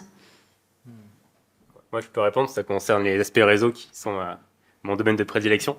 Donc, en fait, il y a, en termes de flexibilité, on a besoin il y a plusieurs échéances temporelles, enfin plusieurs échelles temporelles plutôt. Le réseau électrique doit être équilibré en temps réel, donc il faut que la production d'électricité soit exactement égale à la consommation d'électricité. S'il y a un léger déséquilibre, ça fait accélérer ou ralentir les générateurs. Et donc, si on s'écarte un peu de la vitesse nominale de 50 Hz, eh ben, si on passe à 51 ou 49, quelque chose comme ça fait disjoncter. Donc, il faut vraiment assurer cet équilibre production-consommation. Donc, pour ça, on va avoir des moyens de production pas pilotables, donc comme l'éolien ou le solaire. Donc, quand ça produit, il faut utiliser cette énergie. On a de la consommation, a priori, pas trop pilotable. Donc, quand on appuie sur l'interrupteur, il faut amener de l'électricité. Et donc, il faut rajouter à tout ça des moyens de production pilotables et ou des moyens de consommation pilotables et ou du stockage. Donc, actuellement, le stockage, c'est des STEP, donc des stations de transfert d'énergie par pompage. En gros, on a des barrages, on peut utiliser l'électricité dans les turbines, et puis on peut utiliser une pompe pour ramener l'eau en haut du barrage. Donc ça permet d'avoir du stockage. Une autre technologie dont on parle beaucoup, c'est tout ce qui est batterie, donc les batteries au lithium électrique. Il y a l'hydrogène qui apporte aussi de la flexibilité. Et donc il y a ces différentes échelles de temps. Il faut assurer l'équilibre en temps réel, il faut assurer l'équilibre au sein d'une journée, au sein d'une semaine, au sein d'un mois, au sein d'une année. Et donc, à l'échelle d'une journée, c'est plutôt les batteries qui vont être pertinentes. Parce que la batterie, elle a une petite quantité d'énergie stockée par rapport à sa puissance. En gros, c'est 1 heure ou quelques heures de stockage. Une STEP, ça va être plusieurs jours, plusieurs semaines de stockage. L'hydrogène, ça va être beaucoup plus. Donc, en gros, l'idée, c'est de mixer un peu ces différents moyens de flexibilité qui ont des caractéristiques différentes. On a les batteries plutôt à l'échelle journalière, les STEP plutôt à l'échelle hebdomadaire ou annuelle, et l'hydrogène à l'échelle interannuelle. Ouais, c'est plus ou moins les trois gros outils à notre disposition qu'il faut intelligemment utiliser. Et ce serait complètement stupide d'utiliser des batteries pour faire du stockage interannuel, par exemple, ou de l'hydrogène pour faire du stockage journalier. Mais utiliser pertinemment, ça marche bien. Merci. Une dernière question. Donc, on a vu plusieurs usages de l'hydrogène. Est-ce qu'on peut un peu résumer quels sont les avantages et les inconvénients de l'hydrogène? Et est-ce que ces avantages ou ces désavantages peuvent évoluer dans le futur selon les investissements qu'on leur donne? Ouais, je peux me lancer dans un bout de synthèse. Les gros avantages de l'hydrogène, c'est qu'il est du coup très dense énergétiquement. Ça permet d'adresser dans ce qui est de la mobilité des aspects qui peuvent pas être décarbonés autrement. Donc, il faut bien se poser la question à chaque fois. Il a aussi l'avantage ou l'inconvénient, mais en tout cas d'être assez spécifique en tant que matière première dans l'industrie. Et on l'a rappelé tout à l'heure, c'est 2-3% des émissions mondiales de CO2 déjà, cet hydrogène spécifique qui ne peut pas être remplacé par autre chose. Donc il a l'avantage d'être une piste de décarbonation aussi dans ces usages-là. Il a aussi le gros avantage d'être une piste de décarbonation dans un nouvel usage industriel qui est la sidérurgie, qui représente de mémoire, ça doit être entre 6 et 9% des émissions mondiales de CO2. Donc c'est pas un petit morceau du gâteau. Et après, il il a également l'avantage par rapport aux exemples que je donnais, de pouvoir être ponctionné un peu dans tous les milieux, c'est-à-dire l'eau, le biométhane, la biomasse d'une manière générale, éventuellement même d'être coproduit dans des procédés industriels. Donc en fait, il y a des gisements, si on se penche un peu sur le potentiel territorial à chaque fois, qu'on peut exploiter. Après, tout ça, c'est vrai qu'on l'a pas encore trop abordé, mais et je crois que c'est l'objet de votre troisième question. Mais les sujets soumis à inconvénients, c'est que il y a une part de risque. Hein, ça reste un vecteur énergétique qui, du coup, il est proportionnellement risqué à sa densité énergétique, d'autant plus qu'on y reviendra certainement. Mais du coup, il y a la notion de pression qui intervient. Moi, de ma fenêtre aussi, je vois que pour revenir un petit peu sur votre première question sur la notion de transition énergétique, les solutions apportées par l'hydrogène et l'image qu'on lui en donne donnent une fausse idée du problème et laisse penser que grâce à la technologie, on va pouvoir faire des choses très intéressantes et changer de cap et éviter l'iceberg. L'aviation en est un exemple typique. Donc moi, un des inconvénients, en tout cas de ma fenêtre, que je vois sur les études de marché qu'on fait, l'accompagnement des décideurs politiques, c'est le faux semblant que l'hydrogène peut amener au premier plan et même au deuxième plan, autant grand public que décideurs. Donc pour moi, ce seraient les principaux inconvénients que je verrais aussi de ma fenêtre. Ah, je sais pas, il y a peut-être des compléments, certainement, par rapport à ce qu'on s'est dit. Mais... En gros, ça se stocke et c'est un peu un combustible comme un gaz qui est déjà utilisé assez massivement aujourd'hui. C'est plus facile à utiliser que l'électricité dans certains usages. Par contre, le rendement power to gas, power to hydrogène to power est assez mauvais. C'est là où il y a peut-être on n'aura pas le même rendement que l'électrique, il n'y a pas photo, puisqu'on a 2 étapes complémentaires. Par contre, on peut venir entre 5 et 10 points en termes de rendement, alors, à quelle échelle. On a comme une accélération. Et après, il faut mettre ça en parallèle par rapport à la motorisation, donc là, plutôt thermique. On n'est pas si mauvais par rapport en termes de régime des véhicules thermiques. C'est vrai. Après, il y a aussi les autres des technologies innovantes de production d'hydrogène à haute température, où là, on va avoir des très bons rendements. Mais actuellement, c'est pas du tout mature, quoi. C'est à l'échelle de prototypes. Là, c'est plutôt le CEA qui travaille dessus. Les prototypes sont plutôt 26, 27, l'industrialisation entre 28 et les années 30, mais c'est pas si loin non plus. Quoi, donc, ça arrive vite.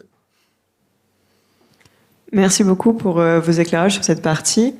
La dernière partie de notre conférence, ça va être sur les risques environnementaux et industriels. On a vu que l'hydrogène peut être une solution intéressante dans certains domaines, sous certaines conditions, mais dans tous les cas, c'est pas une technologie qui est neutre. Il y a des enjeux associés. Un des enjeux pour la production par électrolyse, c'est qu'il faut de l'eau qui doit être suffisamment pure. Et dans un contexte climatique où l'eau va devenir une ressource en tension, on en a parlé dans une précédente conférence, comment cet enjeu de quantité d'eau disponible est pris en compte ou pas suffisamment peut-être, par la filière. Est-ce que vous pouvez nous en dire quelques mots ? Déjà, je pense est-ce que c'est un enjeu ou pas, il faut faire le calcul de combien ça représente. Donc, moi, je m'étais amusé à faire le calcul un peu en amont. Et en gros, si on veut faire les 50 TWh d'hydrogène par an, ce qui est envisagé par RTE à l'horizon 2050, ça représente un demi-litre d'eau par an un demi-litre d'eau par jour et par personne. Donc, ça me paraît pas énorme. Après, c'est juste, j'ai fait un calcul de coin de table, mais faut raisonner quantitativement.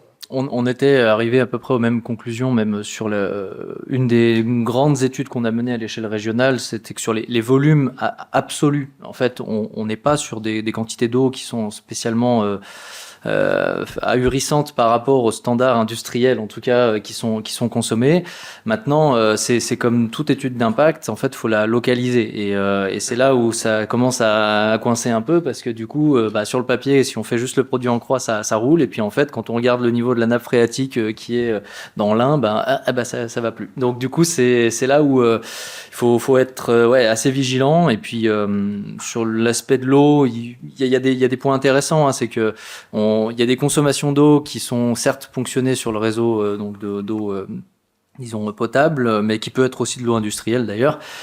Et en fait, il y a une partie qui est remise directement après, qui est même pas transformée en hydrogène, hein, dans le cas de l'électrolyse en tout cas, qui est juste réinjectée avec un peu plus de minéraux, parce que du coup, l'eau aura été déminéralisée. Donc, il y a une consommation, mais avec un rejet et un effluent qui est pas du tout néfaste pour l'environnement. Donc, il y a une partie du volume qui est récupérable.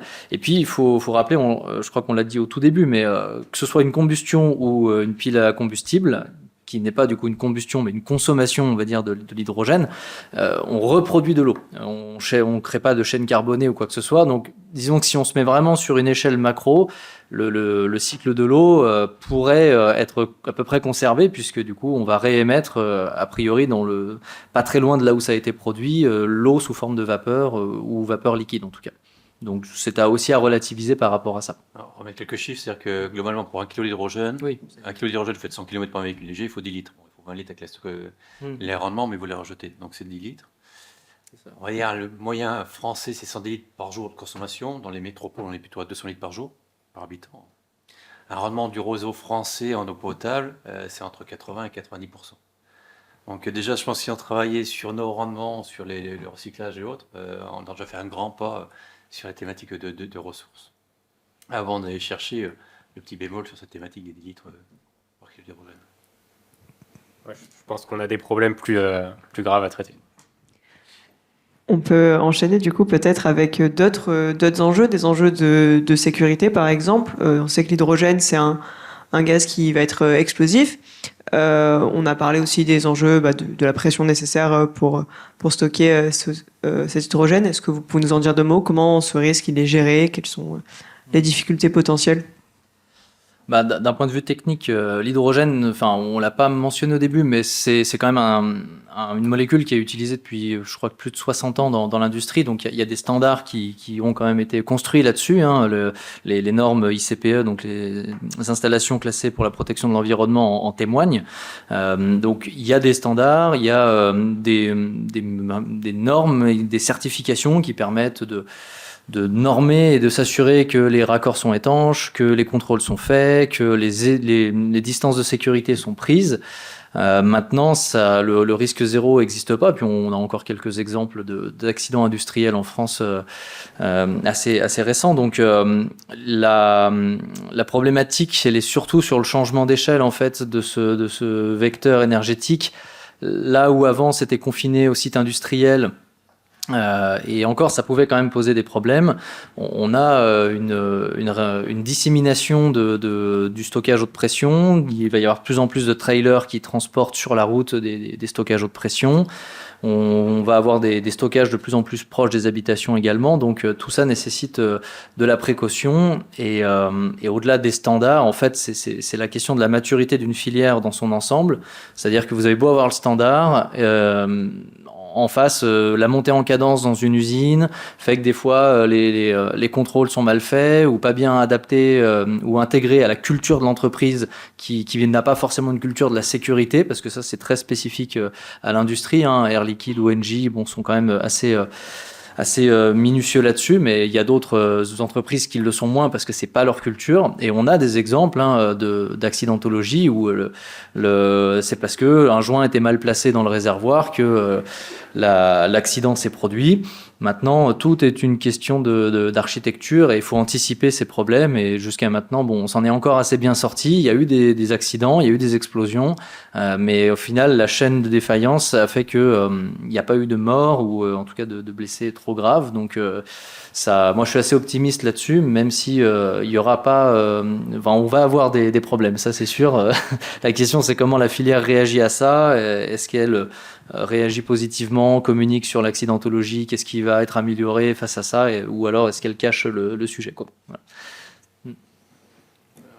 Alors, je veux dire, nous, côté plutôt, on va dire entre guillemets industriel, c'est le point, c'est le point 1, c'est-à-dire que la sécurité est mise devant tous les sujets, parce qu'on sait très bien, c'est un risque, c'est-à-dire qu'il n'y a pas de, Karel l'a évoqué, il y a zéro risque. Avec le diesel, il y a des risques, et le véhicule électrique, ça fait le buzz en ce moment sur les réseaux sociaux lorsque ça crame.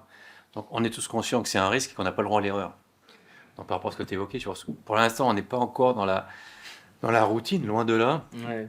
tous les industriels ont ça en tête de dire on ne peut pas se planter parce que c'est le démarrage de la filière et que derrière on se grille. Donc on investit beaucoup nous, dans les études, dans les sécurités, 2, 3, 4 couches, même un peu parfois trop, par ces thématiques de sécurité. Par contre, c'est vrai que c'est un gaz inflammable, extrêmement inflammable, donc à risque, potentiel à risque. On ne fume pas sur une station à hydrogène, on ne fumera pas sur une station diesel non plus, je pense. Il y a les véhicules, il faut avoir ça en tête, on ne l'a peut-être pas évoqué, mais c'est comme c'est un gaz extrêmement léger, les véhicules fonctionnent à 350 ou 700 bars. Donc c'est des pressions qui n'ont rien à voir avec ce qu'on a l'habitude de voir dans le milieu industriel. Donc il y a des thématiques de stockage, et le monde industriel s'adapte aussi en conséquence en termes de matériaux. Ouais, donc, si je résume, on a affaire à un gaz dangereux qui peut exploser. Et donc, tout l'enjeu, c'est de maîtriser ce risque et donc mettre en place toute une démarche de maîtrise du risque. À la fois par la prévention et la protection. Quoi. Est-ce qu'on a des exemples de catastrophes industrielles liées à l'hydrogène ou... Alors oui, il y a des, j'ai plus les noms en tête des sites, mais en fait sur la plateforme de Jarry par exemple, il y a eu plusieurs accidents industriels. Après, faut bien différencier. Ça peut être lié à l'hydrogène, mais pas du fait d'une présence préalable d'hydrogène sur un site comme là on est en train d'en parler, où il y a des réservoirs haute pression, où il y a une production d'hydrogène. Je crois que c'est de l'ordre de 80% des accidents qui ont lieu dans le milieu industriel avec l'hydrogène, c'est parce que l'hydrogène se forme en fait, parce qu'à un moment il y a un réactif, parce que qui est pas censé être là, parce qu'il y a une fuite, il y a trop d'humidité, et en fait c'est plus un ouvrier qui suit pas bien les conditions d'opération et qui allume sa clope ou n'importe. Et là, il y a le problème qui se fait. Donc, en fait, le gros des accidents industriels avec l'hydrogène, c'est de l'hydrogène qui est natif et qui est vraiment produit du fait d'autres facteurs. Après, plus récemment, sur la partie les nouvelles utilisations énergétiques de l'hydrogène, on a eu une station en Norvège. J'ai plus le nom de la ville parce que de toute façon, c'est imprononçable. Mais du coup, où la station, c'est l'exemple du joint mal placé là que je donnais tout à l'heure, où il y a eu un blast qui a fait sauter quelques vitres alentour, mais après il n'y a pas eu de déflagration particulière, et puis du coup les garde-fous ont bien joué leur rôle, pas eu de mort. Récemment il y a eu des fuites de potasse aussi dans les électrolyseurs, ça arrive assez classiquement en fait, parce que il y a de la potasse, c'est assez corrosif, et du coup voilà, c'est encore une question de culture du risque chimique notamment dans ce cas-là. Après, je crois qu'il y a eu un pré-accident à Toulouse récemment parce qu'ils ont une station hydrogène et il y a eu un raccord qui fuyait. Donc c'est un pré-accident, c'est-à-dire que la fuite a été détectée. Donc la chaîne alors en l'occurrence c'est un ouvrier qui passait qui a entendu un sifflement de souvenir, donc du coup la chaîne peut commencer par là, mais du coup les pompiers sont intervenus, ils ont coupé l'arrivée d'hydrogène, et il n'y a pas eu de dégâts, mais voilà, c'est les exemples que j'ai là d'accidents récents par rapport aux nouvelles applications, donc ça reste encore très maîtrisé. Enfin, de ma fenêtre en tout cas. Sur le cas de Toulouse, c'est une vanne, il y a moins 1 ou 2 kilos pour l'hydrogène. Oui. Par rapport à ce que tu évoquais, ça n'a pas été caché. Les pompiers sont intervenus et il y a eu les médias étaient mis au courant. Oui, tout à fait. C'est pas une station. C'est pas... Par contre, il y a un tapé sur Google pompier véhicule hydrogène. C'est-à-dire que par rapport à un véhicule électrique, normalement c'est des torchères. C'est plutôt donc une flamme qui monte très vite en hauteur et qui alors c'est invisible, mais plus identifiable pour les pompiers. En termes de maîtrise, c'est beaucoup plus simple que d'autres types de véhicules. Ouais, parce que l'énergie se dissipe en fait une fois que la torchère a été déclenchée, et ça se déclenche assez vite, dès que les 90 degrés sont passés, il y a un bulbe qui éclate dans le véhicule. C'est donc éjecté de manière contrôlée, puisqu'il y a des tuyères qui sont vraiment spécifiquement designées pour ça. Effectivement, une fois que la torchère est passée, les pompiers peuvent intervenir, alors que sur des feux de batterie, c'est plus compliqué, par exemple. Où là, il faut attendre la fin du feu d'artifice. C'est un peu plus compliqué. Et du coup, suite à ces accidents, est-ce qu'il y a eu un recul, un retour d'expérience qui peut permettre de dire que la filière est mature, qu'on prévoit suffisamment les risques? Est-ce qu'on peut dire qu'une filière industrielle est prévisible? C'est une autre question, mais est-ce que dans le cas de l'hydrogène, on a suffisamment de retour d'expérience pour assurer que la sécurité? Je pense que le milieu industriel, Karl l'a évoqué, il y a plus de 60 ans, je dirais même au-delà, en Oui. termes de thématiques. Donc, on est quand même bien bâti en France en termes de normes et de sécurité. De dire qu'il y a un zéro risque, mais quel que soit l'élément, hein, l'élément chimique ou autre, je pense que ça n'existe pas. Le zéro risque n'existe pas dans ce bas monde. Donc, après, est-ce que la filière est mature? Au moins pour la thématique mobilité, avec 3 ans, je ne pense pas qu'on puisse dire que ce soit vraiment mature. Quoi. Donc, on va être assez humble, je pense qu'on ne l'est pas. Ouais, il y a encore beaucoup de chemin à parcourir sur les gains de fiabilité, sans forcément parler de la sécurité, même si ça peut être assez intimement lié, mais ouais, il y a encore beaucoup de chemin à parcourir sur ces sujets. Puis après, bah, la filière est quand même bien organisée. Pour rebondir sur la question, il y a quand même une association nationale, France Hydrogène, qui justement a un groupe de travail qui est en contact direct avec les instances réglementaires au niveau national, voire européen, qui font remonter les retours d'expérience dont je viens de vous parler. L'information est très transparente et il y a vraiment cette volonté, comme Jean-Christian disait, de se dire bon, si ça merde, ça va être la merde pour tout le monde. Donc du coup, autant y aller franco dès le début et d'être le plus transparent possible. Donc ça, je suis assez confiant sur la culture, en tout cas, qui est née de la filière, parce que c'est quand même une culture d'acteurs qui ont fait ça un peu dans leur coin au début, et puis qui ont tout de suite tissé leur réseau pour essayer de consolider la filière, qui ont monté d'abord la FIPAC, qui était l'association française de l'hydrogène et des piles à combustible, qui est maintenant France Hydrogène, et il y a vraiment cette petite famille, alors qui grandit très vite, mais il y a vraiment tous les acteurs historiques se connaissent très bien, quoi. Donc je pense qu'il y a vraiment de l'entraide sur ces aspects-là qui est un facteur bénéfique. Et du coup, par rapport aux autres filières, combien de temps cela peut-il prendre de développer toutes ces questions-là? Et surtout, est-ce que ce temps est compatible avec les objectifs de transition énergétique 2030-2050 ou est-ce que ça sera un temps beaucoup plus long? Alors moi, en ce qui me concerne, comme on compare souvent dans les études qu'on fait le GNV, donc le gaz naturel pour véhicules, avec l'hydrogène, et qu'on discute régulièrement parce qu'on fait des études multi-énergie sur ces thématiques, on considère qu'on a, c'est à la louche, hein, mais entre 7 et 10 ans de retard sur la filière GNV en termes d'infrastructure et de maturité technologique. Donc après, ça peut aller plus vite et on peut peut-être se rapprocher d'un 5 ans si jamais vraiment toutes les planètes sont bien alignées. Mais ça donne un ordre de grandeur et du coup, le GNV aujourd'hui, c'est assez bien développé. Enfin, il y a des stations à peu près dans toutes les grandes villes et ça partait d'un réseau existant. Donc voilà, du coup, il y a une notion de temporalité qui est quand même, à mon avis, plutôt de l'ordre de 7 ans avant que ce soit vraiment adressable à une masse plus critique. Et puis après, je connais un peu moins le sujet, mais il faudrait regarder aussi comment le développement des ENR s'est fait, donc des énergies renouvelables, et puis la pénétration des véhicules à batterie, par exemple. C'est des secteurs qui sont assez connexes et du coup qui permettent de voir à quelle vitesse ça peut progresser. Mais pour revenir sur les pré-conclusions qu'on a tirées, moi je pense que ce sera de toute façon un élément parmi d'autres, mais qui restera assez minoritaire dans le paysage et qui permettra d'atteindre les objectifs, mais assez partiellement. L'enjeu se trouve pas vraiment là, à mon avis, sur les défis qu'on a à jouer. Je suis à peu près d'accord sur le 5-7 ans. Bon, je pense qu'il y a une accélération ces 2-3 ans, je suis convaincu. On va prendre aussi le fruit du travail de l'électrique et du GNV. Hein, on a quand même une proposition, c'est à peu près les mêmes acteurs qu'on retrouve aussi hein, quelque part dans cette thématique-là. Donc voilà, 5-7 ans, sur la mobilité, je suis peut-être un peu plus optimiste que Karel. Hein, c'est des segments d'activité où l'hydrogène prend sa place. Sur le risque industriel, je n'avais pas grand-chose de plus à dire. Très bien.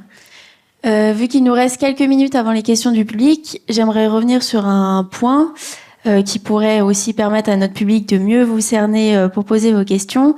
On a parlé un moment de décarbonation des sociétés et du rôle de l'hydrogène là-dedans. Comment est-ce que cela se concrétise pour vos sociétés? Si vous pouvez un peu nous en dire plus, notamment vous, Monsieur Hubert, qui êtes venu en voiture à hydrogène. Oui, alors du coup, nous, on est dans la nature de l'activité, on est un bureau d'études, donc on travaille beaucoup sur écran et PC. Donc, la décarbonation va peut-être se jouer sur les déplacements qu'on va faire et puis sur éventuellement la température dans les bureaux, on va dire. On a un véhicule de fonction effectivement qui est à hydrogène. Alors là, on est en plein dans le véhicule léger, là où c'est pas du tout pertinent d'un point de vue cas d'usage. Mais bon, à un moment, voilà, il faut prêcher aussi sa paroisse. Donc, on essaye de. C'est surtout un objet pour montrer que ça existe et que c'est possible. Parce que selon là où on va et à qui on s'adresse, c'est plutôt ça le premier sujet. Puis après, on aborde les cas d'usage qui sont pertinents. Mais donc, on a une voiture hydrogène qui, d'ailleurs, fait son plein en partie aux stations à impulsion. Et du coup. Bon, a priori, c'est renouvelable, donc on est sur un taux d'émission assez faible là-dessus. Et en termes de décarbonation, là, on privilégie l'émission en local. Volontairement, on va pas spécialement sur les pays étrangers ou les dom-tom, donc on évite en fait tout simplement l'avion.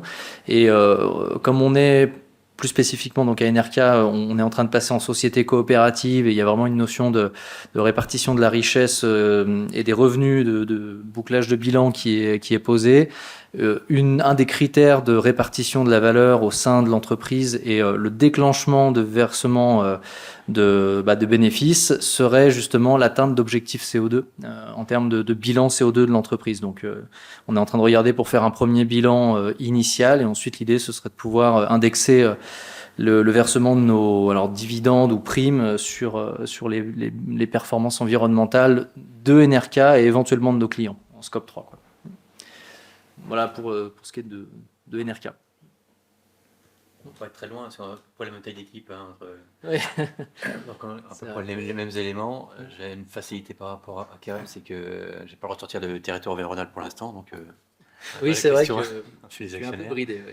Donc, on n'a pas de problème d'avion, mais sinon on est à peu près les mêmes approches. Et dans l'ensemble de la thématique salaire. Si j'ai bien compris, la question c'est comment la métropole de Lyon essaie de décarboner son territoire? Pour la métropole de Lyon, oui, on peut y répondre. C'était aussi pour les industriels, voir si l'entreprise suivait les objectifs. En gros, en deux mots, la métropole, en termes de décarbonation, il y a le principal sujet, c'est la mobilité. Et donc, nous, à la métropole, on mise beaucoup sur le développement des transports en commun, des mobilités douces, notamment avec la création des voies lyonnaises, qui est un réseau express vélo, donc, qui est en cours de développement. Après, on a un gros sujet sur tout ce qui est rénovation du bâtiment, avec le programme EcoRénov'. Et puis aussi tout ce qui est décarbonation de l'industrie. Et avec ça, on a fait un peu le tour entre la mobilité, l'industrie, le bâtiment et puis un morceau sur l'agriculture aussi. Mais bon, je ne fais pas trop. Ouais. Eh bien, merci beaucoup. Il est temps de passer aux questions du public. Donc, si quelqu'un d'entre vous a une question, n'hésitez pas à lever la main pour qu'on puisse vous faire passer un micro et que vous puissiez la poser aux intervenants.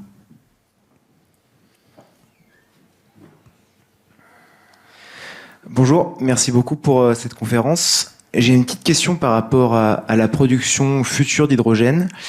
Quand on regarde un petit peu l'état du marché de l'énergie en France, enfin de l'électricité plus particulièrement, et pour les années à venir, au niveau production, un déclin dû au vieillissement du parc nucléaire, un problème dû à la massification des énergies renouvelables, pour diverses raisons, plus les prix à la hausse, et d'autant plus depuis la crise russo-ukrainienne. Avec tous ces éléments, est-ce que finalement la production d'hydrogène ne va pas devenir un luxe qu'on ne pourra plus s'offrir à cause du prix de l'énergie et à cause des problèmes de production d'électricité? Merci. Je peux répondre. En fait, produire de l'hydrogène, c'est pertinent si on a de l'électricité disponible. Et l'électricité, notamment l'électricité bas carbone étant rare et précieuse, il vaut mieux l'utiliser pour faire d'autres usages avant de faire de l'hydrogène. Notamment l'aspect électrifier les voitures, qui demandent de l'électricité, c'est à mon sens plus prioritaire que de faire de l'hydrogène. Et oui, donc on a un vrai sujet sur produire assez d'électricité bas carbone. Et c'est notamment ce qui est adressé par les scénarios RTE. Et je vous invite à les lire.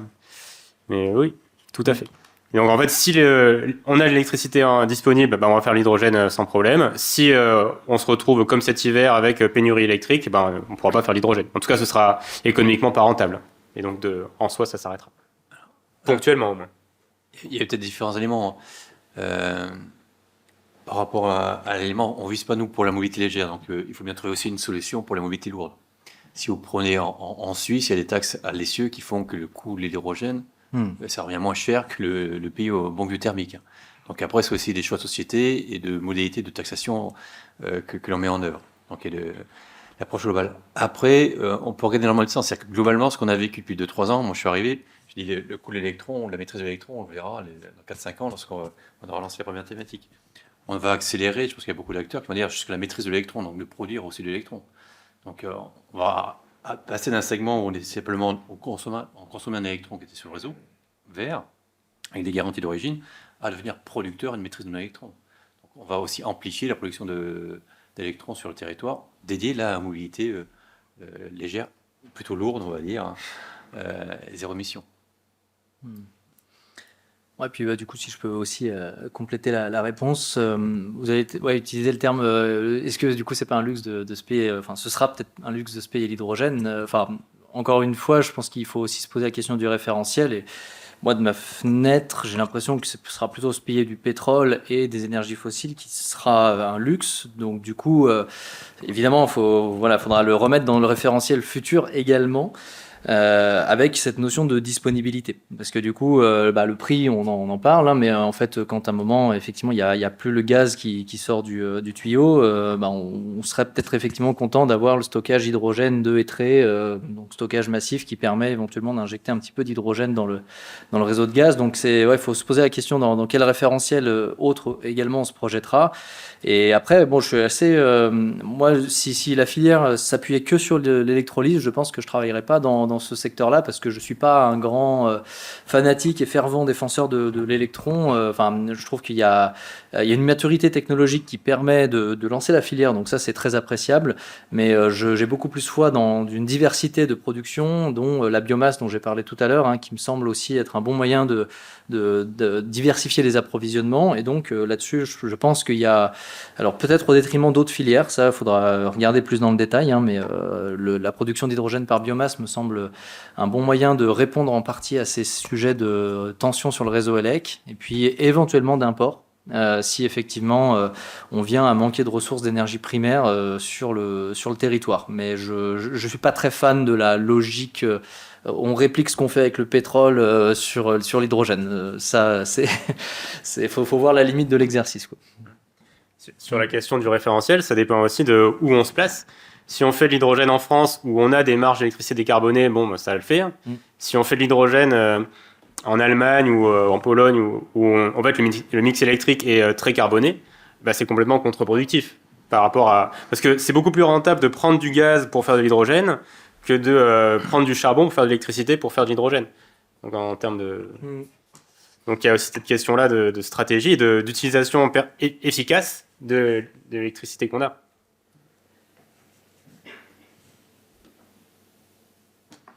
D'autres questions peut-être? Du coup, merci pour cette conférence. C'était très clair et c'était très intéressant.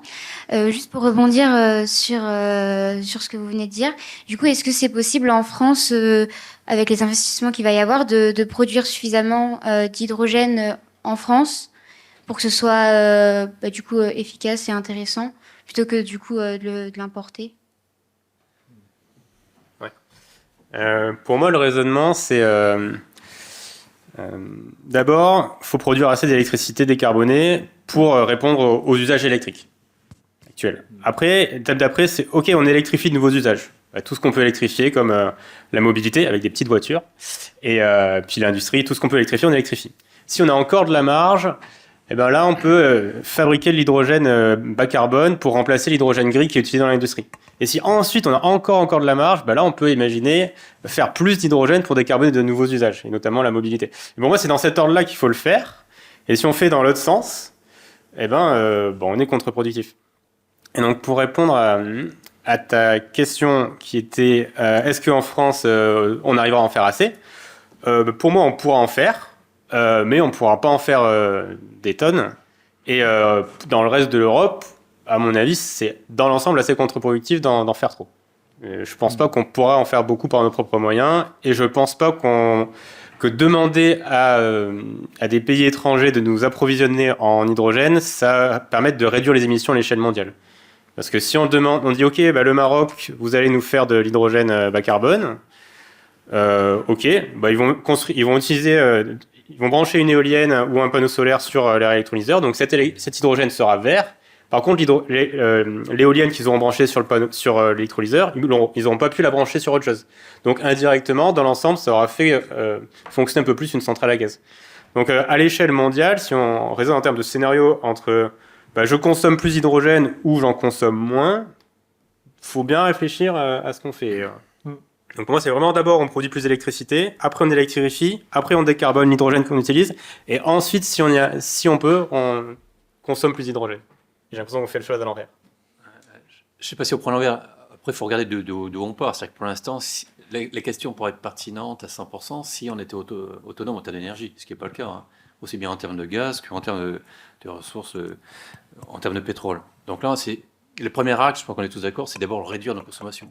Quelle que soit la démarche environnementale, c'est réduire aussi bien donc en consommation pour l'électrique, ou on l'évoquait tout à l'heure avec de l'eau.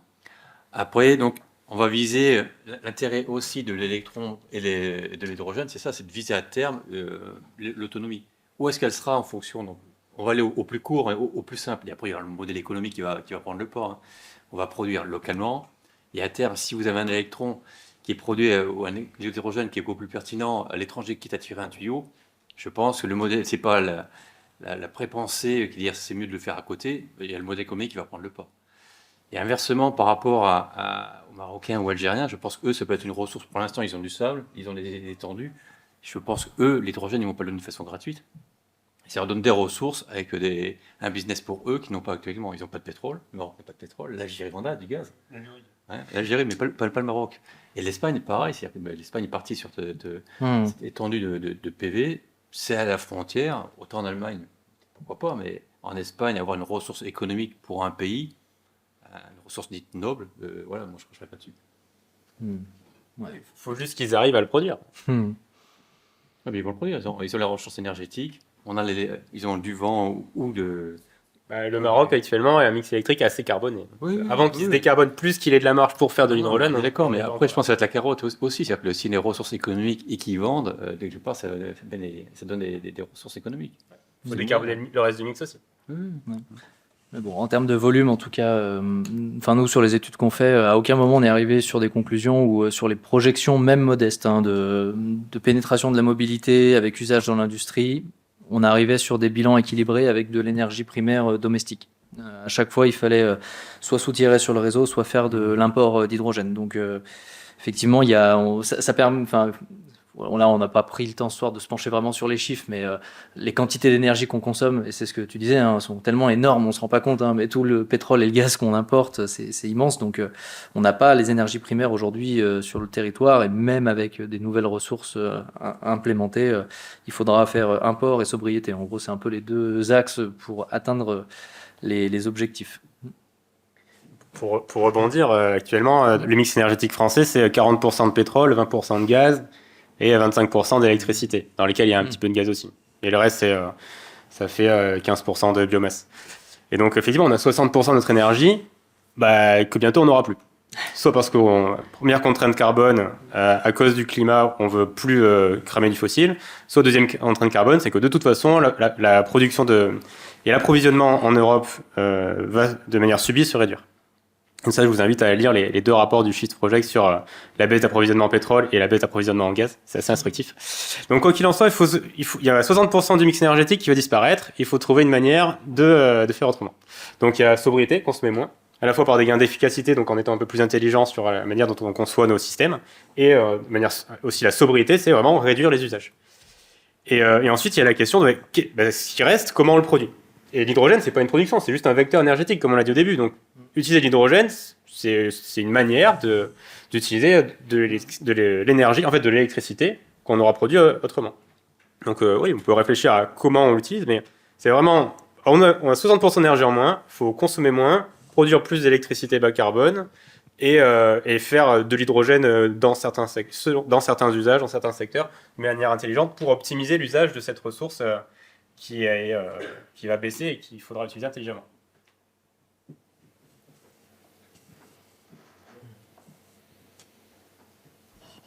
Bonjour. Je reviens sur les mobilités. La mobilité lourde, les camions, là. Si je vous ai bien compris, l'ennemi numéro 1 du camion, c'est le poids. A priori, le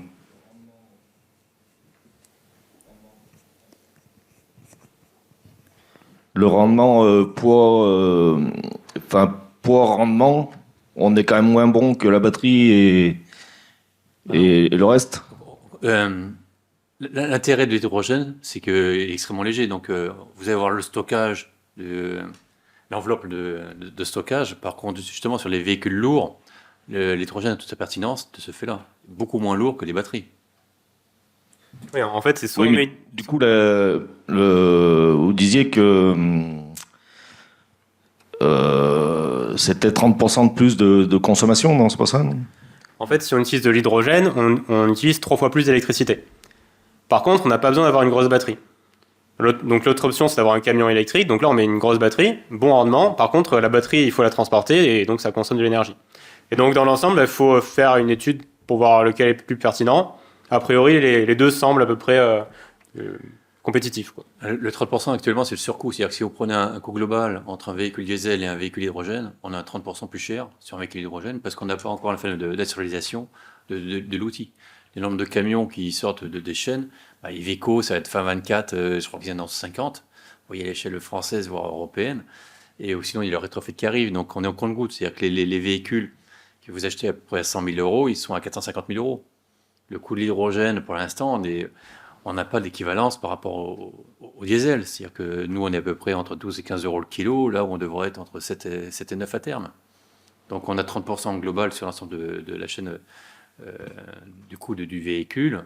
À un moment, donc, tant qu'on n'aura pas l'industrialisation, sur la thématique production industrielle, production de l'hydrogène ou des véhicules, on aura toujours ce 15, 20 à 30%, malgré les subventions. Hein. Donc c'est là ce qu'évoquait Kérel, je pense, l'échelle 24, 25, 27, ça va être encore, on ne cherche pas 3000 véhicules par jour, hein. C'est de monter en douceur, et après il faut que Stellantis annonce, je crois, 2 chaînes de production à partir de 5000 véhicules par an, à partir de l'année prochaine, à mettre avec mes 50 Kangoo, hein, en parallèle. Donc voilà, c'est ce qui, à terme, on espère faire vite baisser les prix.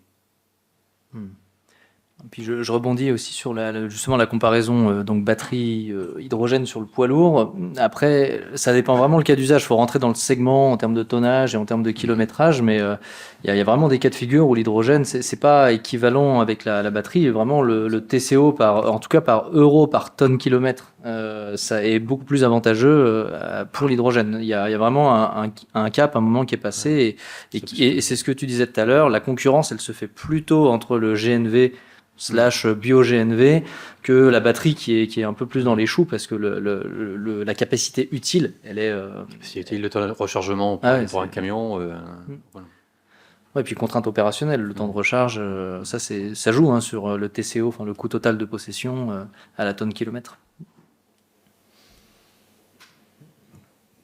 Bien, je suppose que c'est mon tour. Merci beaucoup pour cette conférence et ces 3 présentations qui nous ont permis d'accéder à un sujet qui a démarré sous une apparence très technique.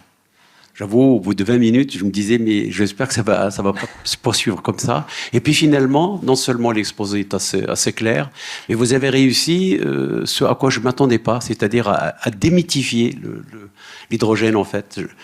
Lorsqu'on suit les débats sur les plateaux de télévision, lorsqu'on lit certaines chroniques, on a l'impression, enfin jusqu'ici j'avais l'impression que c'était vraiment l'énergie miraculeuse, celle qui va rendre la planète plus propre. On découvre en fait que c'est un tout qui n'est pas homogène, il y a des composantes et qu'il faut se méfier lorsqu'on parle de l'hydrogène. Ma question, et je suis économiste, donc c'est une question d'économiste.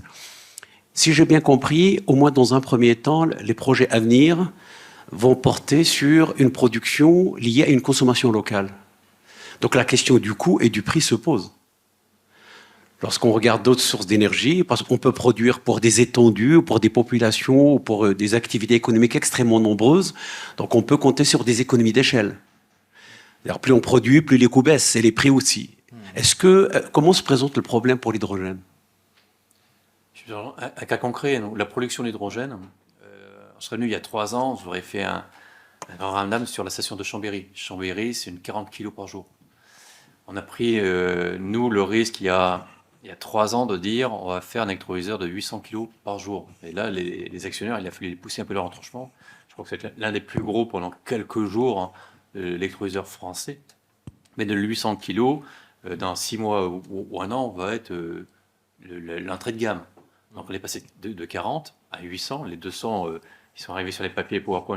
Il y en a un ou deux peut-être sur le marché français, mais pas guère au-delà. Et le 800 va venir plus petit. Nous, les unités dans lesquelles on travaille, là plutôt avec des partenaires industriels, type CNR ou industriels chimiques, sont plutôt de 4 tonnes, 6 tonnes, 10 tonnes par jour. Donc on a un effet d'échelle là-dessus. Et voilà, et globalement, de mémoire, lorsque vous doublez de taille, il y avait un racine de 2 simplement en termes de coût de CAPEX. Donc voilà, il y avait 1,4 de CAPEX supplémentaire pour redoublement de la capacité de production. Donc, à un moment, on arrive à un taquet, je pense, à partir de 2 à 4 tonnes de production, mais il y a tous les périphériques aussi, où on arrive à amortir sur un axe beaucoup plus large tout ce qui va être alimentation, transfert. Parce que vous mettez 2 millions sur une petite unité, vous mettez 2 millions sur une unité qui fera 4 ou 5 fois plus grande. Donc là, c'est l'un des modèles. Et ça, c'est le modèle il y a du jour, on va dire, 2023. Je suis un foutu de vous dire, en 3 ans, ce qu'on a vécu, il y sera dans quelques années. En termes de couverture territoriale, ça peut être intéressant d'illustrer ça justement sur la région Auvergne-Rhône-Alpes. En gros, pour l'instant, il y a 4 gros électrolyseurs, je crois, qui sont prévus. Alors, peut-être pas que de impulsion, hein, mais il me semble qu'il y a, à l'échelle régionale, sur une grande région comme Auvergne-Rhône-Alpes, on est à peu près sur cet ordre de grandeur-là, avec des couvertures qui vont faire à peu près une centaine de kilomètres autour de leur point de production. Non, il y a quand même pas mal de projets qui commencent à sortir, à fleurir, mais voilà, une augmentation de taille est évoquée. Puis il y aura l'hydrogène liquide aussi qu'on n'a pas forcément évoqué, donc on parlait plutôt du gazeux. Après, dans 5 à 10 ans, il y aura peut-être une nouvelle source de stockage de l'hydrogène. Donc là, avec les difficultés qu'on évoquait actuellement de stockage et de transport qui seront différentes. Et donc là, c'est plutôt Air Liquide qui est sur cette thématique-là, pour le transporter avec de façon plus concentrée. Sur les coûts du système hydrogène, il y en a 3. Enfin, il y a 3 composantes qui vont intervenir dans le coût du kilo d'hydrogène au final. Il faut rembourser le CAPEX de l'électrolyseur qui a fabriqué l'hydrogène. Il faut payer pour le transport. Et il faut payer pour l'électricité qu'on a utilisée pour faire tourner l'électrolyseur. Et selon à quel point le système se développe, les poids respectifs de ces 3 composantes vont être différentes. Si on a un système avec plein de petits producteurs-consommateurs locaux, le coût de transport sera assez faible et le coût des électrolyseurs sera significatif parce qu'il n'y aura pas eu cette montée en échelle. Si on fait un énorme système européen avec du transport de partout, du stockage de partout, et bien là, ça va plus être la partie électricité qui va être importante et la partie transport. Et après, il y a aussi la question des tailles qu'on fait et aussi du mode d'utilisation. C'est si on utilise l'électrolyseur que quand les prix de l'électricité sont pas chers ou si on l'utilise tout le temps, et bien la part respective de l'électricité et du remboursement électrolyseur vont pas être la même. Ouais, pour donner quelques éléments, je suis d'accord, c'est-à-dire que actuellement, 60% du coût de l'hydrogène en termes de production, c'est l'électron. Donc lorsqu'on prend un électron qui s'est baladé, qui est passé de 60 à 140 à lycée sur l'année, on ne parle pas des spots à 1000 € le mégawatt, voilà, c'est un coût de l'hydrogène pour l'instant qui aurait dû voler les 25 ou 40 €. Donc voilà, l'hydrogène, le CAPEX va porter, je sais pas, entre 2,50 €. On n'en est pas encore au modèle, c'est la réflexion de dire on surdimensionne les électrolyseurs pour les faire fonctionner simplement lorsque l'électron est moins cher en achetant en spot sur le marché ou pas. Mais c'est un modèle qui est intéressant sur l'écrit. Il faut trouver quelques capitaux pour surdimensionner les outils, mais à terme, pourquoi pas. Oui, c'est ça, en période de creux de l'électron où il n'est pas cher, on fait fonctionner l'électrolyseur, l'unité de production simplement sur une gamme de 6 à 8 heures au lieu de l'amortir sur 24 heures. Et là, au moment où l'électron n'est pas cher. Et après, voilà, le rayon d'alimentation, c'est ça, c'est entre 100 et 150 km autour de la production. C'est que vous avez 1,50 € à 2,50 € de coût de transport. Sachant qu'aujourd'hui, dans le modèle, parce que là on parle semi-centralisé, aujourd'hui le modèle c'est centralisé et du coup, il y a des industriels de la vallée de la chimie qui se font livrer par des SMR, donc des reformages de méthane qui viennent d'Allemagne par exemple. Ça dépend chez qui ils achètent.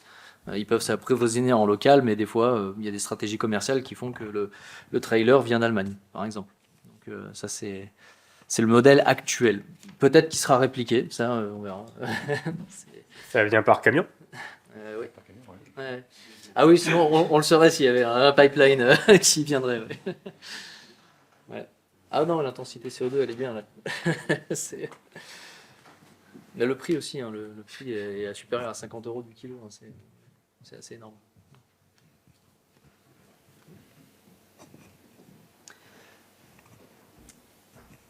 Oui, bonjour, merci pour cette conférence, c'était très intéressant. Moi j'avais une question par rapport à la formation attendue. Est-ce que l'expertise, notamment en termes d'industrie sur les électrolyseurs, où vous parliez de la biomasse, est-ce que c'est quelque chose qui se fait en France? Est-ce qu'on a cette expertise en France? Est-ce qu'on a des brevets en France sur ça? Ou est-ce que c'est tout chez les Chinois ou j'en sais rien? Alors, l'expertise technique, on l'a en France. Il y a beaucoup de technologies d'ailleurs hein, qui viennent du CEA dont on a parlé tout à l'heure, mais aussi des mines, un petit peu moins du CNRS. Mais enfin bon, on a quand même beaucoup de technologies qui sortent de France. Après, ça ne présage pas du niveau de formation et justement des ingénieurs ou des techniciens qui vont travailler sur le sujet et qui vont contribuer à son développement à l'échelle industrielle. Aujourd'hui, justement, il y a une grosse carence alors, sur des profils d'électrotechniciens. On va avoir des carences sur les techniciens gaz, on va avoir des carences sur tout ce qui est maintenance d'une manière générale, en fait, hein, sur les stations actuelles et futures, et à tout niveau, vraiment technique comme ingénieur. Du coup, là, en fait, dans la filière hydrogène, on arrive un peu après après le repas, quoi, parce que du coup, il y a toute la filière GNV qui s'est bien développée et gaz, qui a pris tous les profils gaz, en gros, et puis toute la filière électrification qui a pris avec les batteries tous les profils techniques et électrotechniques. Donc, on est un peu à poil là, en ce moment. Donc, il y a une grosse tension sur le sujet. Après, je pense que les universités prennent le pas, c'est-à-dire que nous, on a Ça pas vient, mal ouais. d'appels justement pour former les cours. Et on a des équipes qui nous assurent des cours. Par rapport aux Chinois, je pense que c'était plus sur les outils. Je pense que tout ce qui va être, on peut parler sur le territoire, mais vous avez les McPhee ou autres, donc pour les électrolyseurs, donc on a quand même maintenant des Gigafactory, ce qu'on évoquait tout à l'heure, qui se montent sur le territoire français justement pour pas avoir ce qu'on a vécu avec le PV. Donc voilà, mais moi je les ai 2 fois par jour, elles se forment, hein, donc ça prend du temps. Mais ça se crée, la production, la distribution se fait. Sur les véhicules, globalement, je pense que les véhicules chinois sont en avance. Pour l'instant, les véhicules que vous voyez à Paris sont plutôt des japonais ou coréens, les Toyota ou Hyundai. Donc, eux ont des véhicules qui tournent, que des bons reculs. Je crois que ton véhicule n'est pas un véhicule français de mémoire. Non. Concessionnaire français. Parce qu'il n'existe pas, c'est tout. Hein. C'est-à-dire que les Renault, les Stellantis se sont fait tirer l'oreille. Et les véhicules chinois risquent d'arriver plus rapidement que ne laisse compter, je pense, ces grands groupes et à des prix qui seront concurrentiels. Donc, après, ils vont peut-être se rattraper sur la maintenance, sur le parc, mais voilà, je pense que production, on va y arriver. Oui, c'est ça. La partie véhicule, on est un peu à la bourre. Quoi. Bonne nuance, ouais, tout à fait. Bonjour. Merci pour la conférence. Du coup, de ce qui ressort, l'hydrogène semble être un bon vecteur pour stocker l'énergie. Et ma question, du coup, c'est comment on stocke le dihydrogène aujourd'hui, du coup? Et vous aviez parlé tout à l'heure, je crois, de saumure et du coup de stocker ça dans l'Ain. Et qu'est-ce que ça fait? Est-ce que ça a un impact sur le milieu, du coup? Et est-ce que vous en savez un peu plus? Voilà. Merci. Ça a un impact sur le milieu. Il faut savoir que sur le territoire, il y a quand même pas mal de cavités qui stockent pour l'instant du méthane.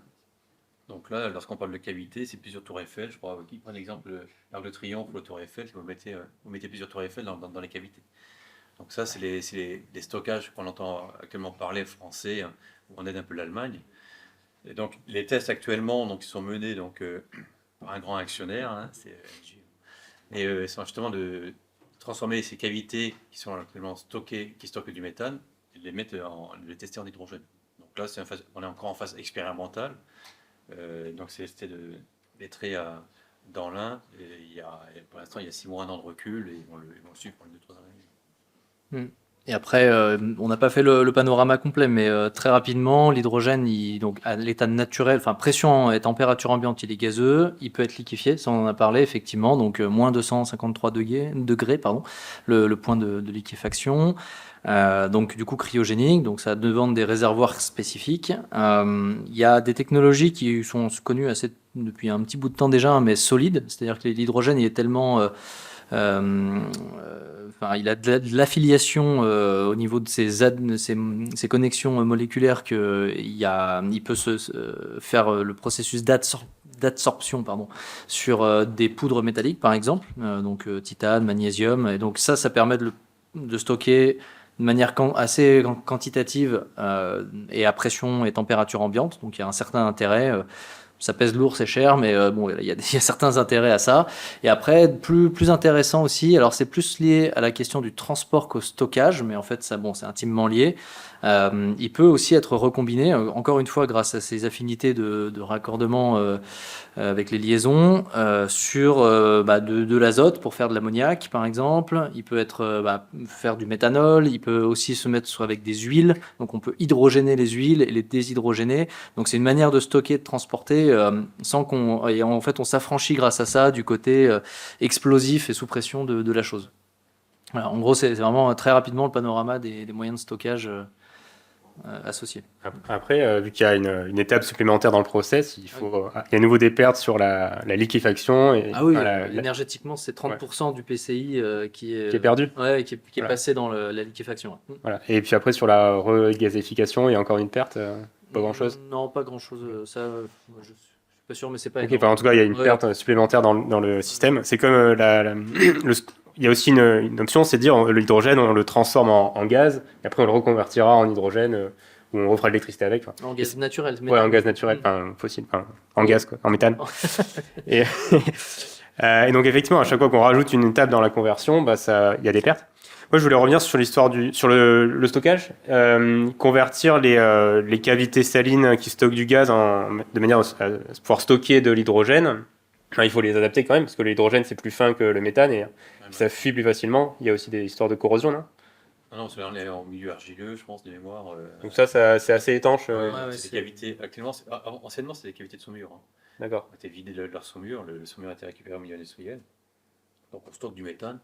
Et a priori, il n'y a pas de transformation, c'est-à-dire qu'il n'y a pas de... il faut juste que ce soit étanche, quoi. Oui, la cavité est étanche de fait. D'accord. Donc là, ils sont en train de regarder le jeu des pressions et des pressions-dépressions. Mais à ce niveau-là, parce qu'après, il y a aussi un enjeu sur maîtriser les fuites. Bon.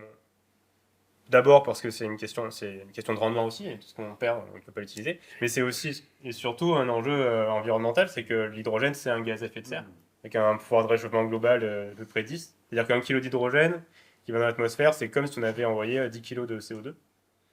Donc voilà, il y a un enjeu à le maîtriser, quoi. C'est pas grave si c'est maîtrisé, mais il ne faut pas avoir 50% de pertes sur la chaîne, quoi. Je rebondis sur ce point-là parce que justement il y a eu pas mal de polémiques là-dessus scientifiques. En fait, l'hydrogène en tant que tel, si vous le laissez juste dans l'atmosphère tout seul et qu'il n'y a pas d'autres gaz, il n'a pas de PGR en fait. Et en fait, voilà, il va plutôt réagir avec les radicaux libres qui sont dans l'atmosphère, qui normalement ces radicaux libres réagissent avec le méthane. Et en fait, le méthane, du coup, il a une durée de vie dans l'atmosphère qui est plus faible que le CO2, notamment du fait qu'il réagit avec ces radicaux libres. Et en fait, l'hydrogène, il arrive et il bouffe tous les radicaux libres, il se recombine en eau notamment, mais pas que, et ça laisse une durée de vie plus importante du méthane. Donc en fait, c'est un pouvoir réchauffant, mais indirect. Donc il faut aussi replacer. Alors il en a un du coup, mais c'est dans l'avenir, admettons, quand on aura moins ou plus de méthane dans l'atmosphère, ce sera moins un problème. Mais bon, c'est un vœu pieux. Oui, clairement, on prend pas le chemin. Ouais. Après, il y a un modèle économique, c'est-à-dire qu'un kilo d'hydrogène, c'est à peu près 10 kilos, c'est 10 euros. Donc si à chaque fois vous perdez un kilo, vous perdez 10 euros, je pense qu'on va vite travailler. Oui, c'est surtout ça le driver, je pense. Voilà, il y a un enjeu économique et environnemental à maîtriser ces fuites. Clairement. Et après, sur cette histoire de pouvoir de réchauffement global, c'est pas constant en fait. Ça réchauffe beaucoup les premières heures, les premiers mois, puis progressivement ça réchauffe beaucoup moins. Donc sur 100 ans, c'est comme si on avait mis 10 kg de CO2. Mais en fait, c'est 200 les premières heures et puis rien au bout de pas longtemps. Merci beaucoup. Merci à vous, cher public, d'avoir fait le déplacement pour cette conférence qui, je l'espère, a été très instructive. Merci à vous, nos intervenants, d'avoir... Pour l'organisation. Merci d'avoir participé à démystifier l'hydrogène et à la connaissance de notre public. Nous remercions également l'équipe encadrante pour son aide à la préparation de cette conférence. Et puis, on vous donne rendez-vous au café du 7e art si vous voulez continuer la discussion avec nous. Et surtout, on vous donne rendez-vous jeudi pour la prochaine conférence du Master RISE qui portera sur la transition écologique et plus particulièrement sur les métiers dans ce domaine-là. Merci beaucoup, bon retour et à bientôt.